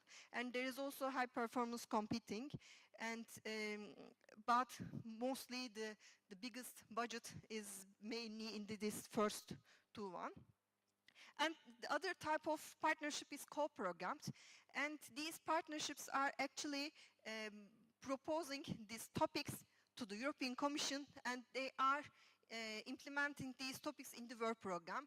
The topics in the work programs are already the ones which are shared by these co-program partners, and you can see also the name of the co-program partnership in the name of the call in parentheses if it is proposed by this co-program. And they are like public-private. Public side is the European Commission, private sides are the industry association, and you can go for also, you can be a member of these industry associations as well. And it is helpful because there is a natural network, because when they are proposing the topic, they are also building a consortium, natural network, and it may help you even involved from the beginning, and you can go for that. There is, as I said, virtual worlds is the new one, but AI-based robotics and photonics are quite common already and active. CHIPS joint undertaking is an institutionalized partnership, and the structure is three-partitionate. It means that the one part is the European Commission, is the public side. The other part is actually the private side, is the industry associations.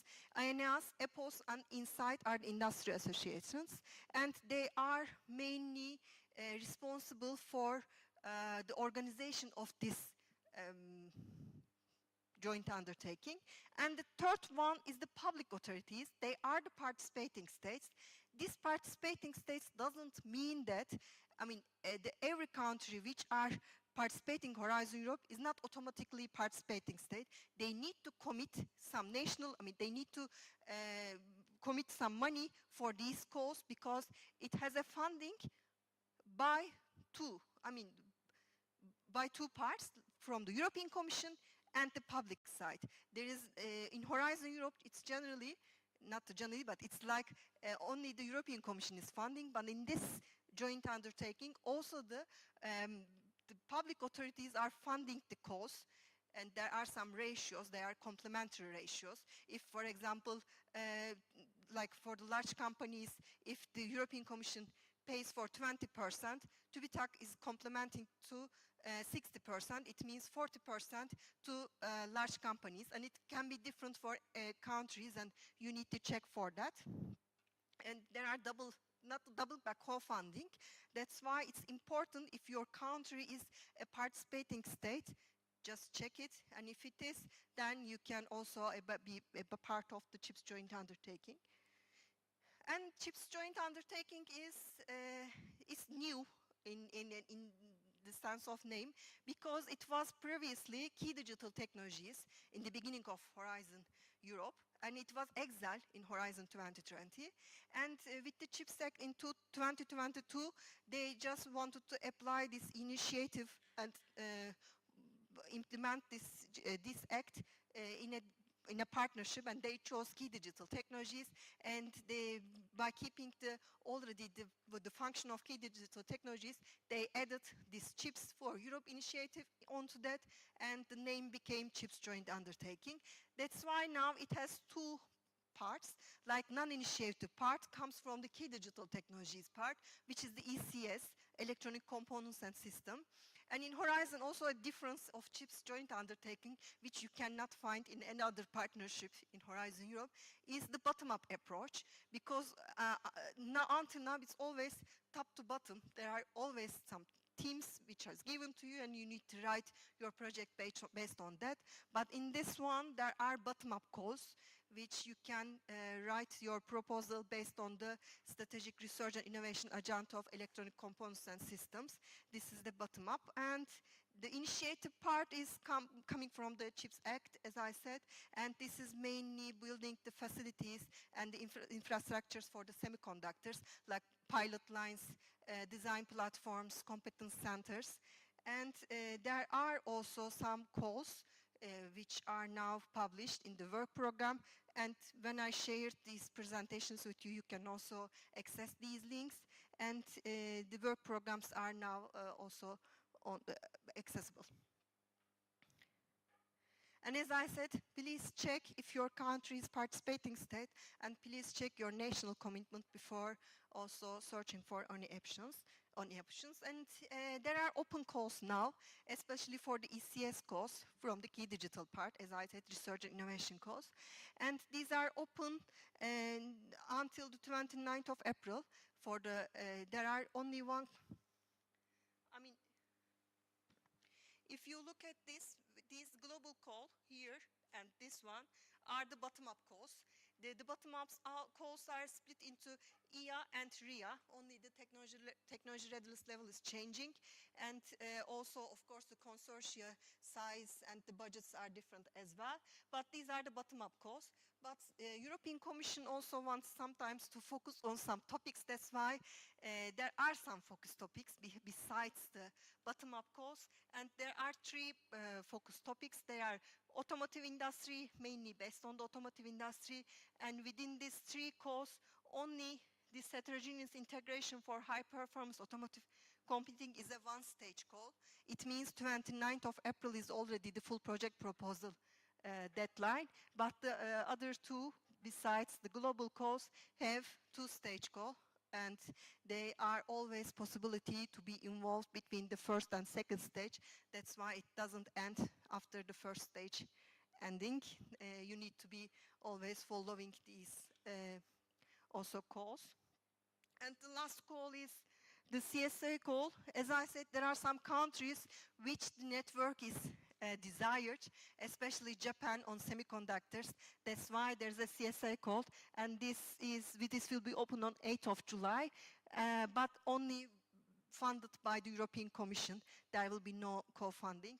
The European Commission funds this goal.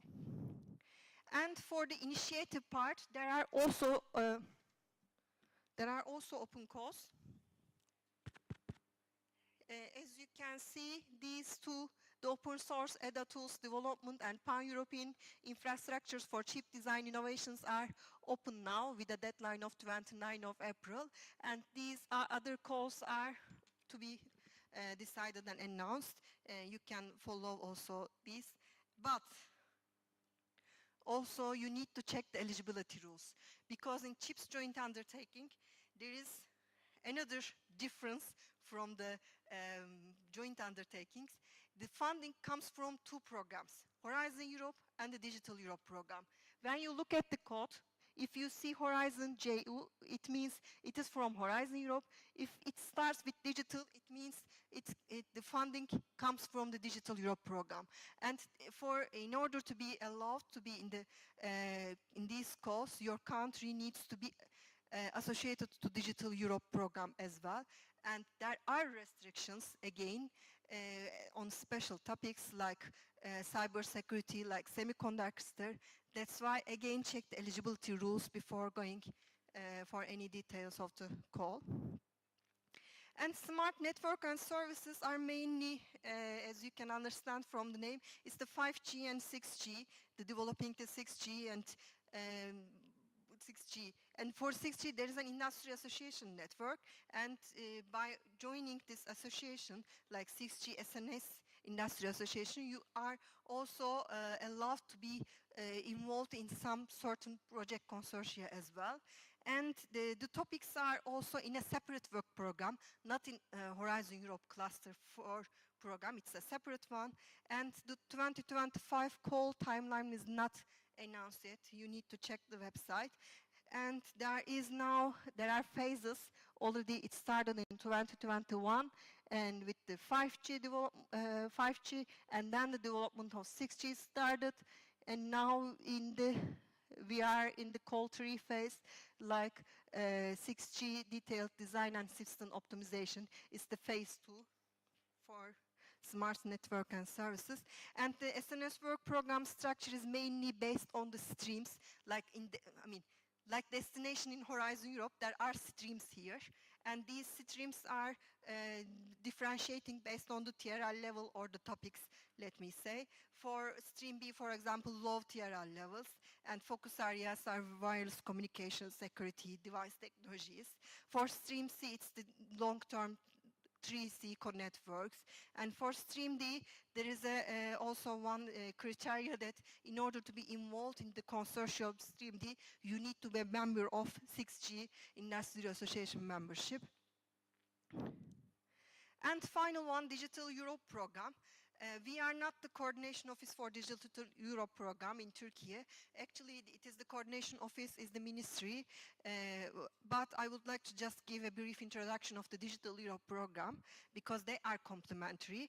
And the complementary part is, in Horizon Europe program, they are mainly the research research R&D projects, but here in Digital Europe, it is focusing on deployment and advancement of digital technologies in Europe.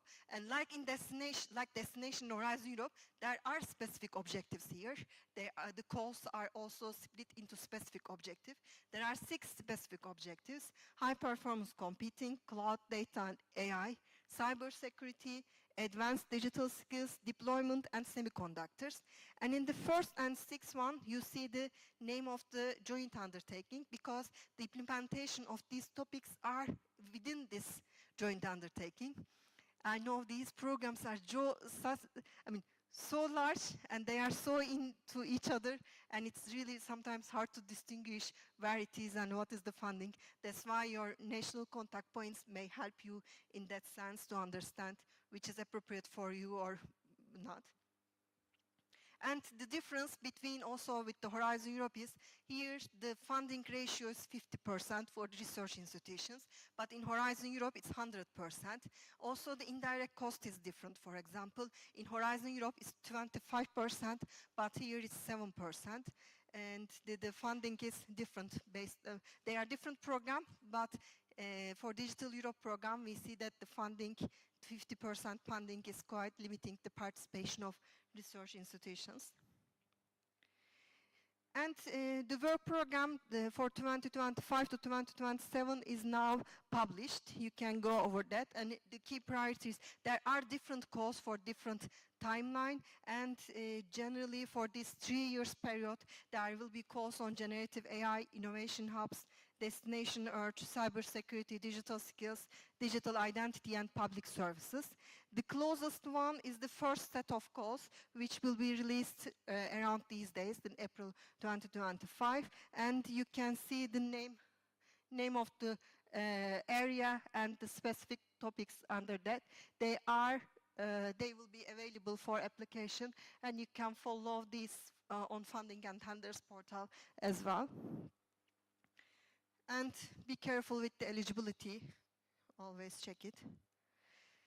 And what TÜBİTAK is, we are a funding agency, and the open form of TÜBİTAK is Scientific and Technological Research Council of Turkey, and it is the leading agency in Turkey in terms of management, of funding, and also the conducting the research.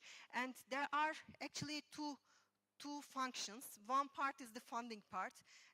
Funding part is, we have also some sub-parts, like funding the academia, funding the industry, and funding the individual researchers. We have these separate groups in the funding part, and we also have research parts, and they are conducting at the institutions. And we have 23 institutions, and there are more than 6,000 researchers at these institutions.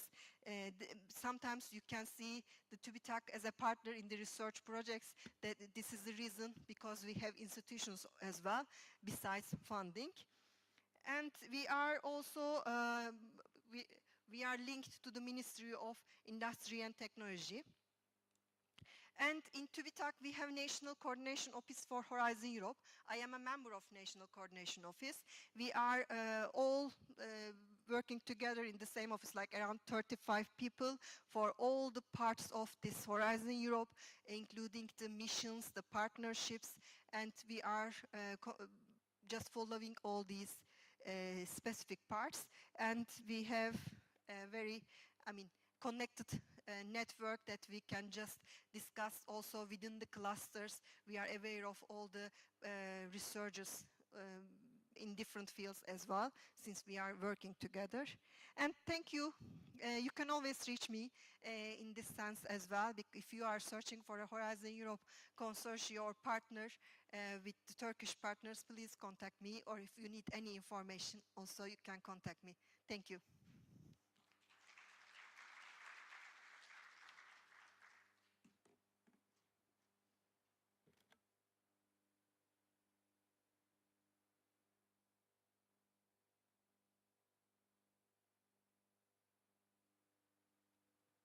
Hello.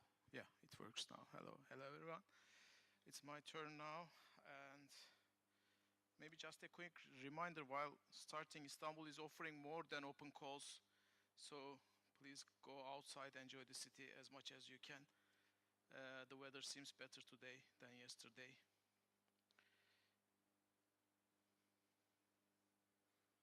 Yeah, here it is. I am going to talk about the European Innovation Council, which may be very relevant with this, with the consortiums you already built up. And because one of the most important concerns of the European Innovation Council is the commercialization of the R&D. So I heard from the presentations today it is also your concern. So there are offers, there are opportunities within the European Innovation Council which the European Commission is offering. I am Tarık Şahin, National Contact Point. As already mentioned, we have a National Contact Office in Ankara within TÜBİTAK.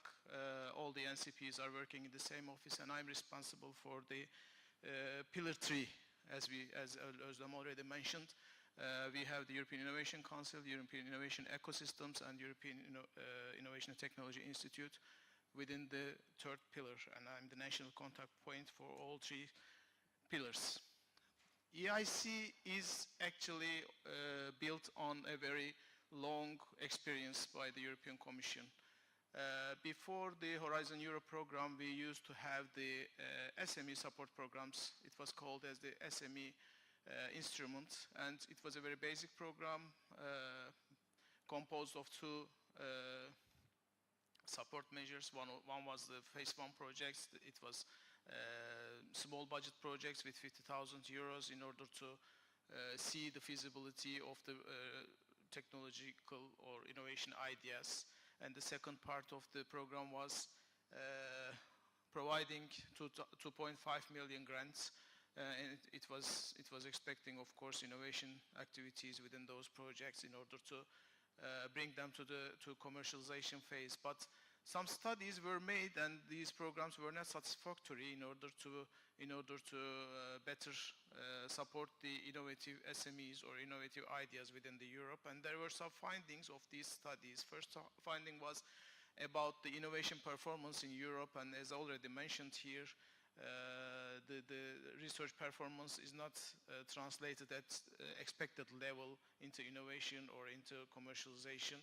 And breakthrough disruptive innovations that create new markets are not emerging from Europe. This was another finding. And there were also problems with the funding part, because there were two valleys of that. One is from transition from laboratory to the further commercialization phase, and the other valley is in the commercialization phase directly. If you already finished your development activities and want to commercialize your product, you have to provide funds in order to be ready for the market. But there are problems with those within those valleys of that. And there was another finding was, of course, about the innovation ecosystem. And there are many countries, there are many market conditions, and the innovation has to be beyond these concerns. And based on these findings, the Innovation Council program is found.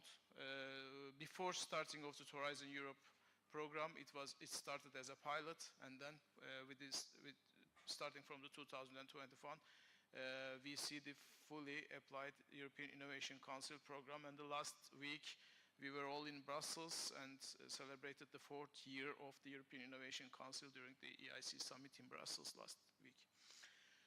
And what the Commission offers with the EIC is a pathway to the innovative ideas, actually.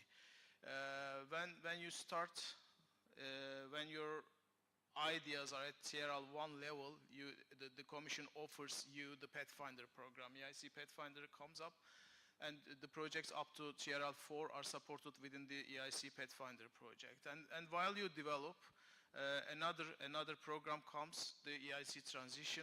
And with the EIC transition, it is directly a transition project, which means your research is supported in order to get ready for the commercialization phase. And then After that, the EIC Accelerator comes. EIC Accelerator supports about 6 projects of the single beneficiary projects of the SMEs. This is a pathway recommended by the European Commission in order to realize an innovative idea which has disruptive technologic effects on the field you are working. But of course, you can follow this path. It is an option, but you can also jump in at some certain points. I will mention that. I would also like to emphasize that program managers are also important, because the program managers are doing much in the EIC. They are coordinating all the topic relevant issues in the EIC program. We saw all three programs within the Innovative Europe pillar. The biggest one is the European Innovation Council with about 10 billion budget. The EIT program is run with around 3 billion budget, and the innovation ecosystems is run by 0.5 billion budget. The most relevant program, as I mentioned, is the EIC program, because the EIC is supporting the deep tech. This is what Commission is promising. The EIC program is supporting the deep tech, and the deep tech has, of course, an official description within our work programs. It does first mention that it does not refer to any research area or any technological area. So the program is, as you may also think, that the program is a very bottom-up program. But we also have some challenge titles, of course. I will also mention about the challenges.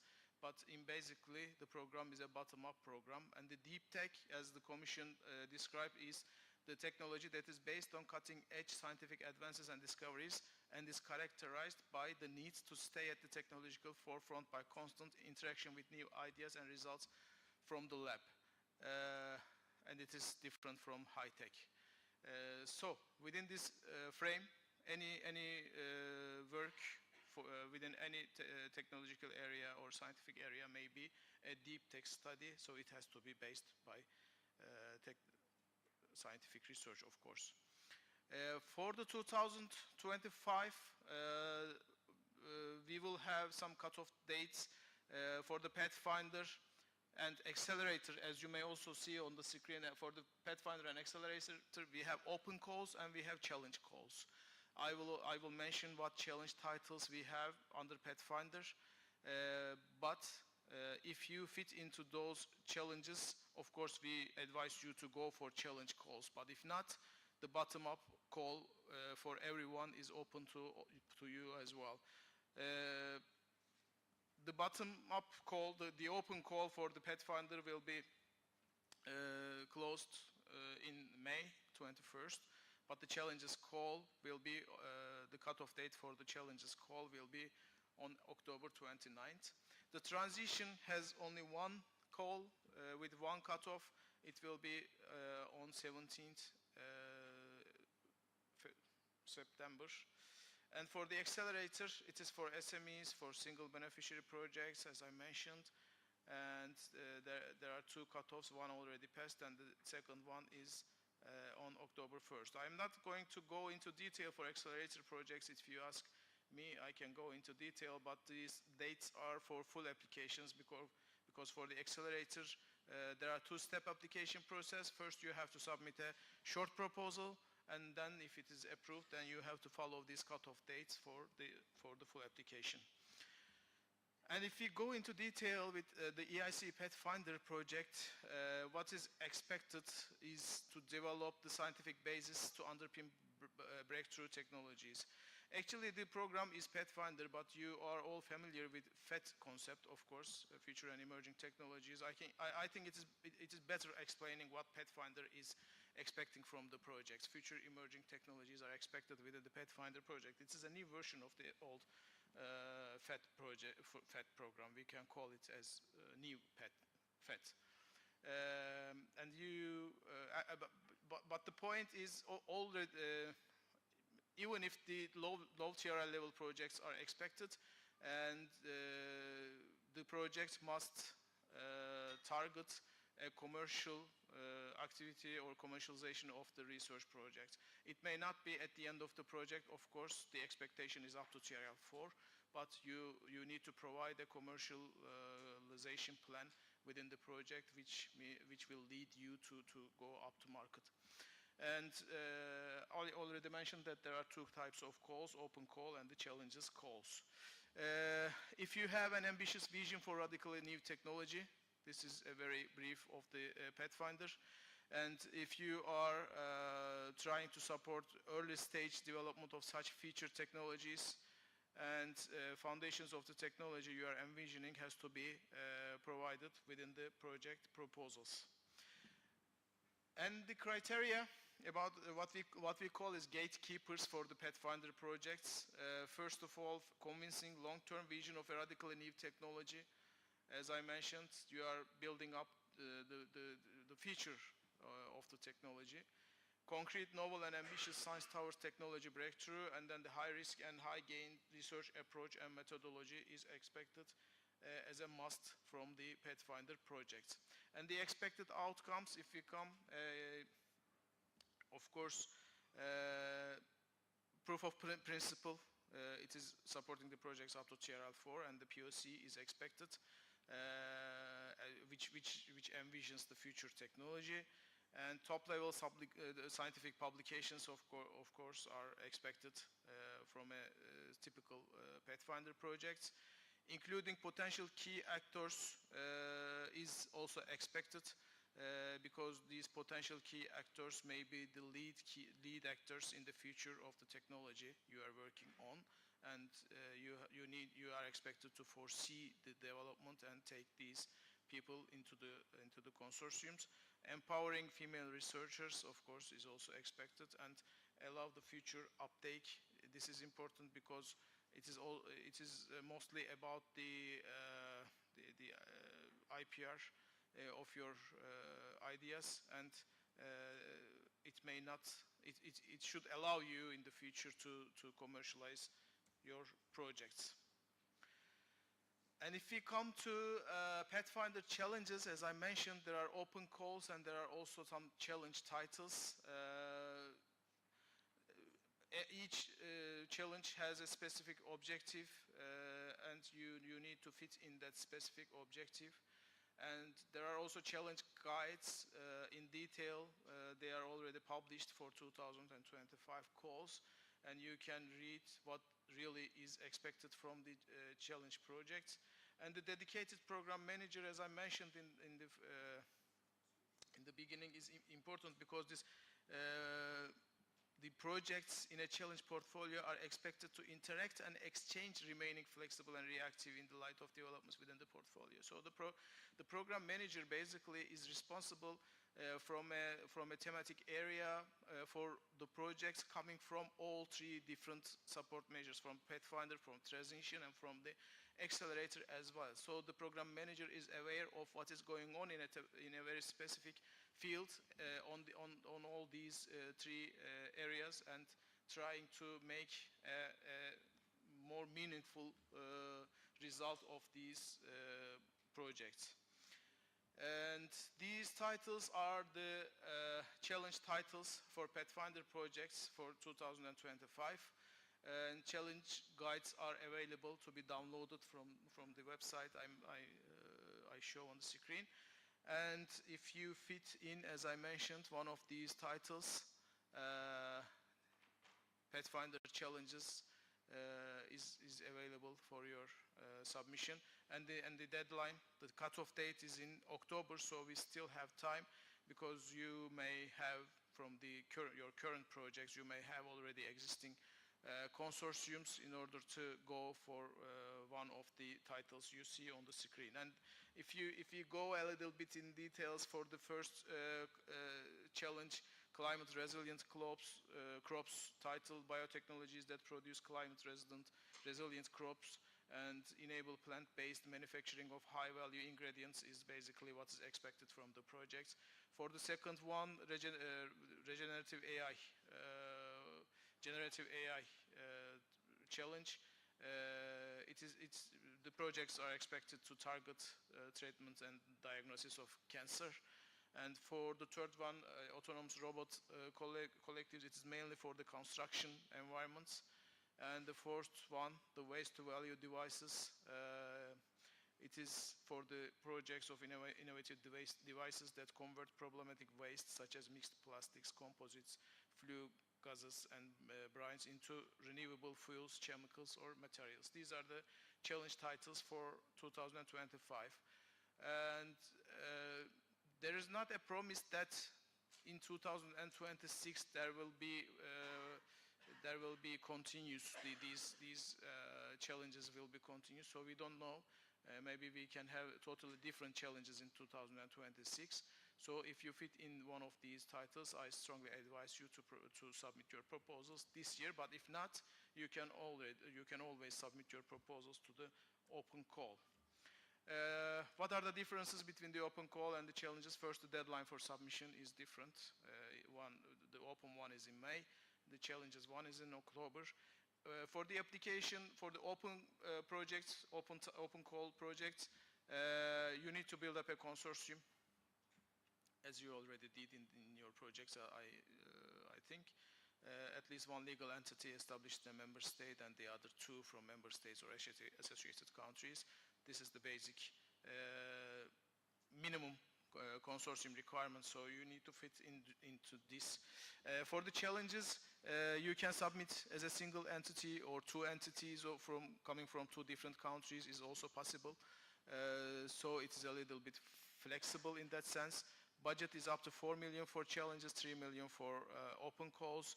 Funding rate is 100% for both cases. Evaluation is made remotely, but for the challenges, I try to explain what the project, the managers do, program managers do. So the portfolio assessment comes in because the program managers are looking at the projects from the portfolio point of view. So this is a part of the evaluation process as well. Funding type for open calls, it's actual cost and challenges. You know, the new coming lump sum model is implemented in challenges. This is basically how the projects are evaluated. I will not go so much into detail, but I'd like to mention that the Commission is promising results in 5 months after the submission of the proposal and the contract after 8 months after the submission of proposal. And as you will see, because these are the low TRL level projects, the excellence has a 60% weight in the evaluation marks. And this is roughly how what are the evaluation criteria. Of course, they are evaluated under 3 criteria: excellence, impact, and implementation. Mostly same, but there are some challenge perspectives in the evaluation criteria, so it may differ from open to challenge. No need to go into detail, but we can maybe discuss it later on.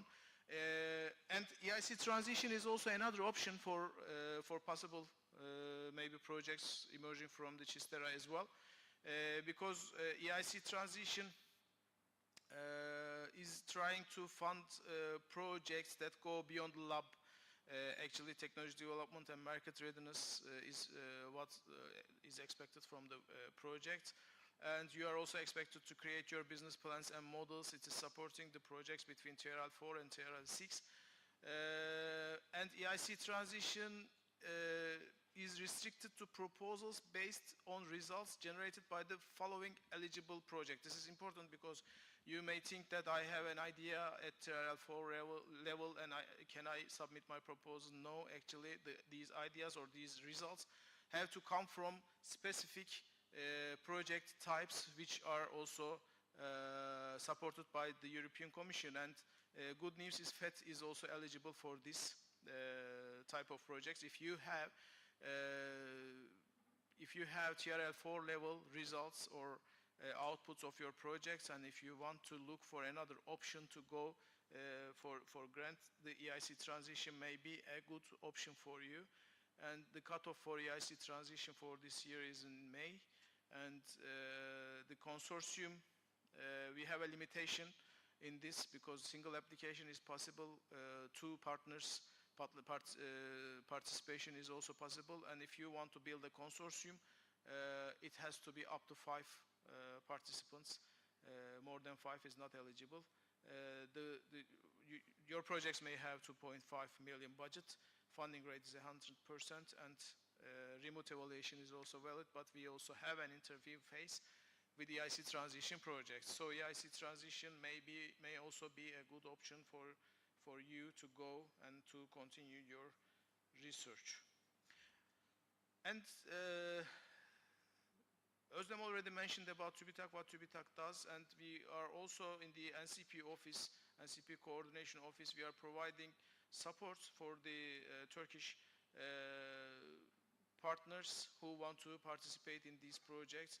And one of the most important, if you want to have a Turkish coordinator in the projects, then that Turkish coordinator can submit his proposal to TÜBİTAK first, and then we can fund the consultancy services you are going to benefit. This coordinator support program is a very nice program. It is very common within the research area. And we also provide travel support if, for instance, this event may be eligible for travel support if you want to build a consortium within a brokerage event, or you are going to attend to a big event. The Turkish participants, I mean, may benefit from travel support. We can discuss about the details. We are also providing other type of supports for other programs, for many other programs in Horizon Europe, but the coordinator support program is what I want to mention here, because if you want to have a Turkish coordinators, you may benefit from this program, which is provided by the TÜBİTAK.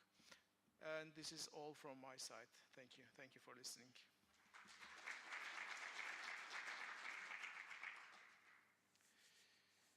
Yeah, I think it's okay now, huh? Okay. So, fine.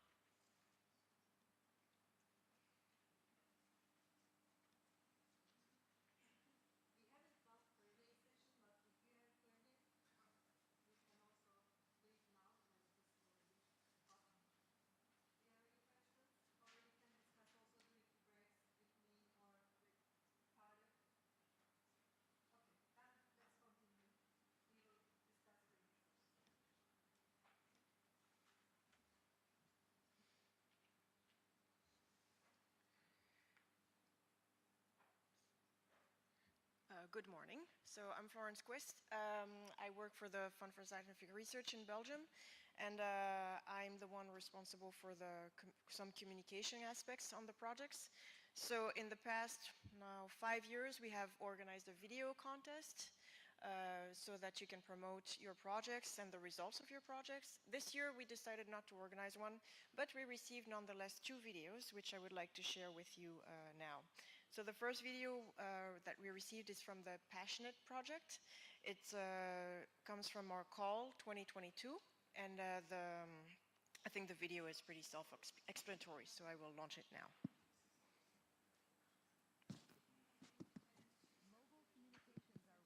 As 5G networks are being deployed, attention is already shifting toward the next generation, 6G. These future networks will require advanced capabilities, and addressing those challenges calls for a significant shift in current approaches. This is the mission of the Passionate project. Passionate explores the integration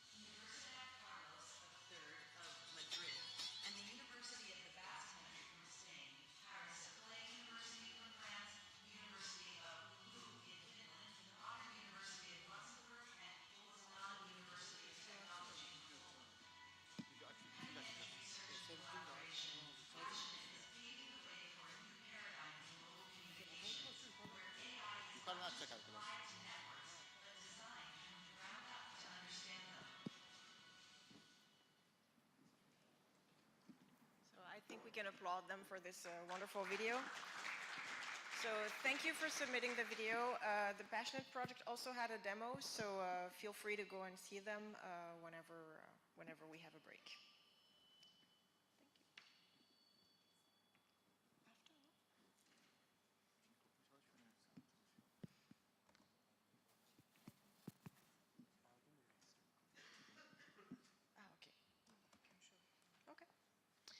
We have a second video, sorry. So the second video was submitted by the RoboSat project, which was part of our call 2023 within the multi-GIS topic. So now is the second video. RoboSat is a project funded by European Union under CHIST-ERA program, as well as by the national research funding organizations of the participating countries. This is a short video presentation of the project aims.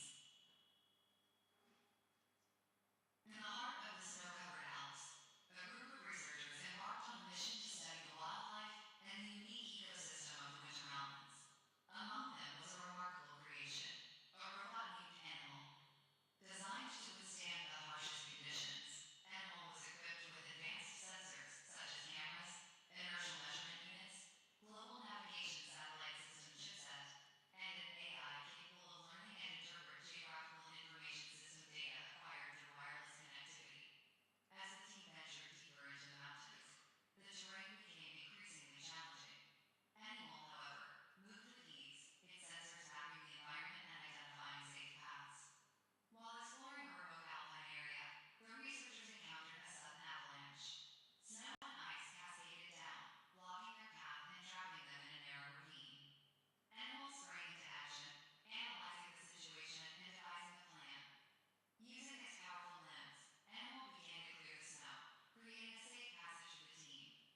Its sensors detected the stability of the remaining snowpack, ensuring no further avalanches would occur. With the path cleared, Animal led the team to safety.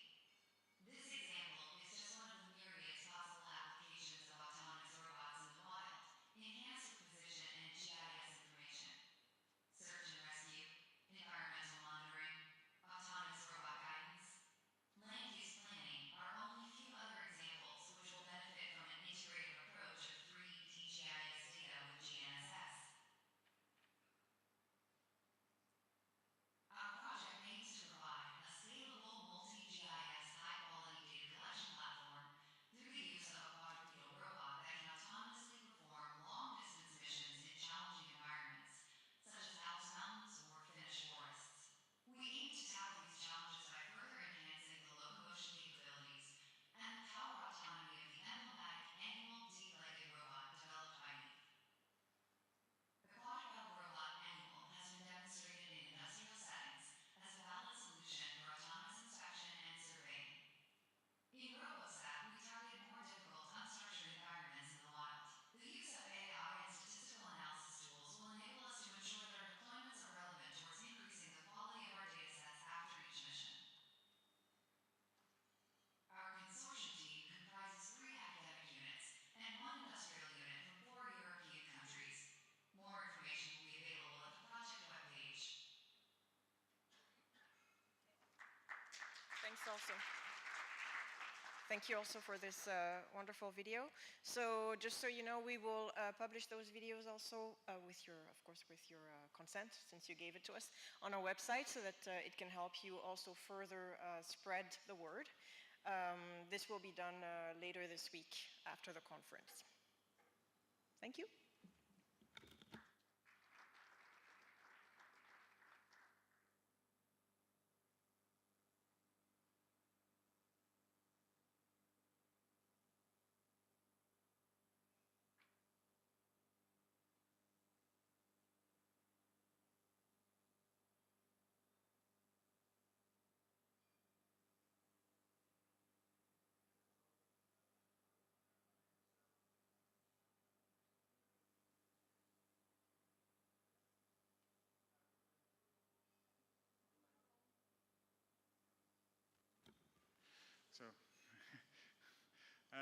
So my name is Václav Slein.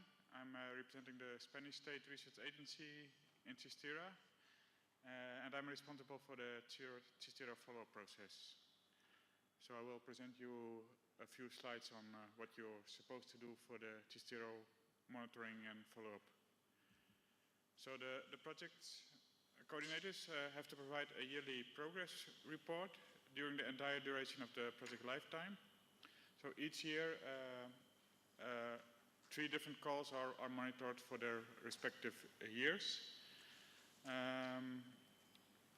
However, there were some delays in the monitoring process due to changes in the CHIST-ERA consortium.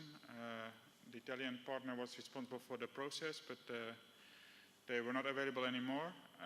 So we tried to relaunch the whole monitoring process. So from January 2025, we restarted the process, and I hope you have been contacted for submitting your yearly reports. But as I said, there were some delays, so we are still catching up. For the 2019, we are now collecting the final reports. They should be finalized, the projects, so we are expecting the final reports. I think they are not even here in the seminar anymore. So for the 2020 call, we also targeted the final reports. Those projects are also about to be finished, or at least in the first half year of this year. So we only asked for this moment the third periodic report. The same actually for the 2021 call. Most of the projects will finalize by the end of this year, so it doesn't make sense to ask a second report anymore. So we also target the third and final report. And then we have the 2020 call. So there I think they are more or less around 1 year in progress, most of the reports, or they have already finished the first year. So they've been contacted to finalize the first periodic report, and the same for the ORD call. So what is the project follow-up process? So we first invite the projectors, project coordinators to submit their yearly periodic report. At the same time, we look for experts to review that periodic report and to assess the progress. So after we have collected all the reports, we invite the experts to check the reports and give their feedback. Then we analyze the review reports and we send it back to the project coordinators so they can take the comments into consideration. And we also distribute it to the funding agencies. So if there is any deviations or things that are not going well, we also can identify it and also contact the projects to see what we can do about it. So then on basis of that reports, we can work on a consistency plan on mitigations of failure and risks. So what we ask in the periodic report, so we ask them to connect to a platform that they should provide some basic data about their projects and the main results, and what kind of decimation of results and exploitation actions they have provided, and some basic information about the resource and funding, so the project level spendings and comments on that. We use an on-monitoring tool of our Romanian colleague for that. I think it has been already successful used before, and we try to prepare it again for this process. So everybody should have now access to the tool. And then you can enter with your email, and then you are asked to first fill in some basic data. If you've already done this before, you don't need to do it again. But if it's the first time, you need to fill in some basic data directly in the platform. Some project information, some information about the partners, and the main dissemination actions you have done during the period. And furthermore, you need to fill in a Word template where you describe your main results and progress. So after you have all done this, you need to submit your report, and we will distribute it for the review. The reviewers we use are mainly the people from the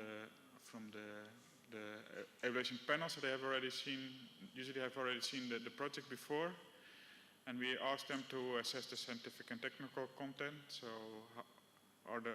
what is the progress of the project? Have the objectives, to what extent the objectives have been received, and how the implementation is going. Also, we put some specific emphasis on the collaborations that is taking place in the project, which is important for us, of course, and the dissemination and valorization of the results. And we ask them for, very important for us, if they can identify some outstanding results. And this will also help us in the communication about the project. So we also need to promote CHIST-ERA internally and to the outside world. So it's nice to have some good, outstanding results that we can use in our communications also. And we also ask them to identify problems and risks. And we ask them also to provide some conclusions and recommendations, which also can be used by the project to improve their work. So after we have received the feedback from the reviewers, we analyze the reports and summarize the main results. And we try to highlight some outstanding results, which then we also will promote during this type of seminars and also internally in our funding organizations. So this was it. So maybe some of you also, maybe this is the monitoring on the transnational level. Some of you may be also asked to do some monitoring on the national level, but this is apart, so if you have questions about that, you should ask your national representative if it's here, what is expected from you on that level, but I hope we can count on you for the transnational monitoring, and if you have any questions, please do not hesitate to ask me. I will be around these days. Or contact us by email. It's also always good to get feedback. We also use again the platform. If there's any problem, please let us know and we try to solve it. So that's all for me. Are there any questions on the monitoring process? In any case, you should have also received a guide with further instructions. So I hope you all are well aware of what is expected from you. And I think now it's Fabienne or Oslan will give you further instructions on the breakout sessions.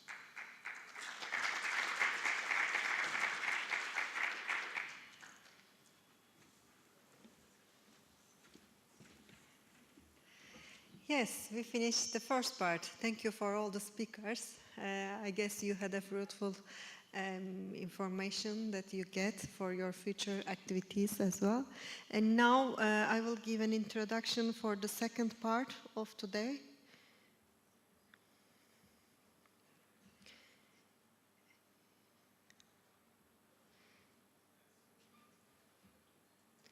There will be breakout sessions, the parallel breakout sessions in 9 rooms. Not this room. The rooms are here based on the calls, and the first room, Onyx 1 to 4, are here, just opposite to this room, and the other 3 are in B1 floor. You can either walk via the stairs or you can use the elevator, and the last 2 are on A2. You need to go with the elevator. The stairs is not handy. And all the coffee breaks are here on the foyer, even though you are in a different room. And there will be a coffee break between 2 parallel breakouts. That's why you can come again to this foyer for the drinking and eating something. And these, I already sent you information of the parallel breakout session, but just a brief reminder. In the first part, you will present your presentations. There will be 1 presentation for each project funded under the calls. And in the second part, you will prepare a joint presentation for tomorrow morning. You need to choose 1. Sometimes the 2 people are also chosen in order to present tomorrow's presentation, and you need to decide also who will present this joint presentation of the call during the parallel breakout. There will be facilitators for each room, and the facilitators are the funding agency representatives, which are physically here today. You already met some of them, which they gave presentations, and there are also some which you haven't met, but they will be facilitating you with the necessary link and the directions. And the posters are here. During also the lunch will be at the foyer as well. That's why you can continue the networking. And tomorrow we will again use this room for the plenary session. And until tomorrow morning, there will be no session in this room. And thank you all. And I would like to have a picture, because generally at the last moment it is some people are leaving and then it's a missing part. Maybe we can have just before the lunch. I would like to invite you to the stage and we can have a picture and then go for the lunch. Thank you.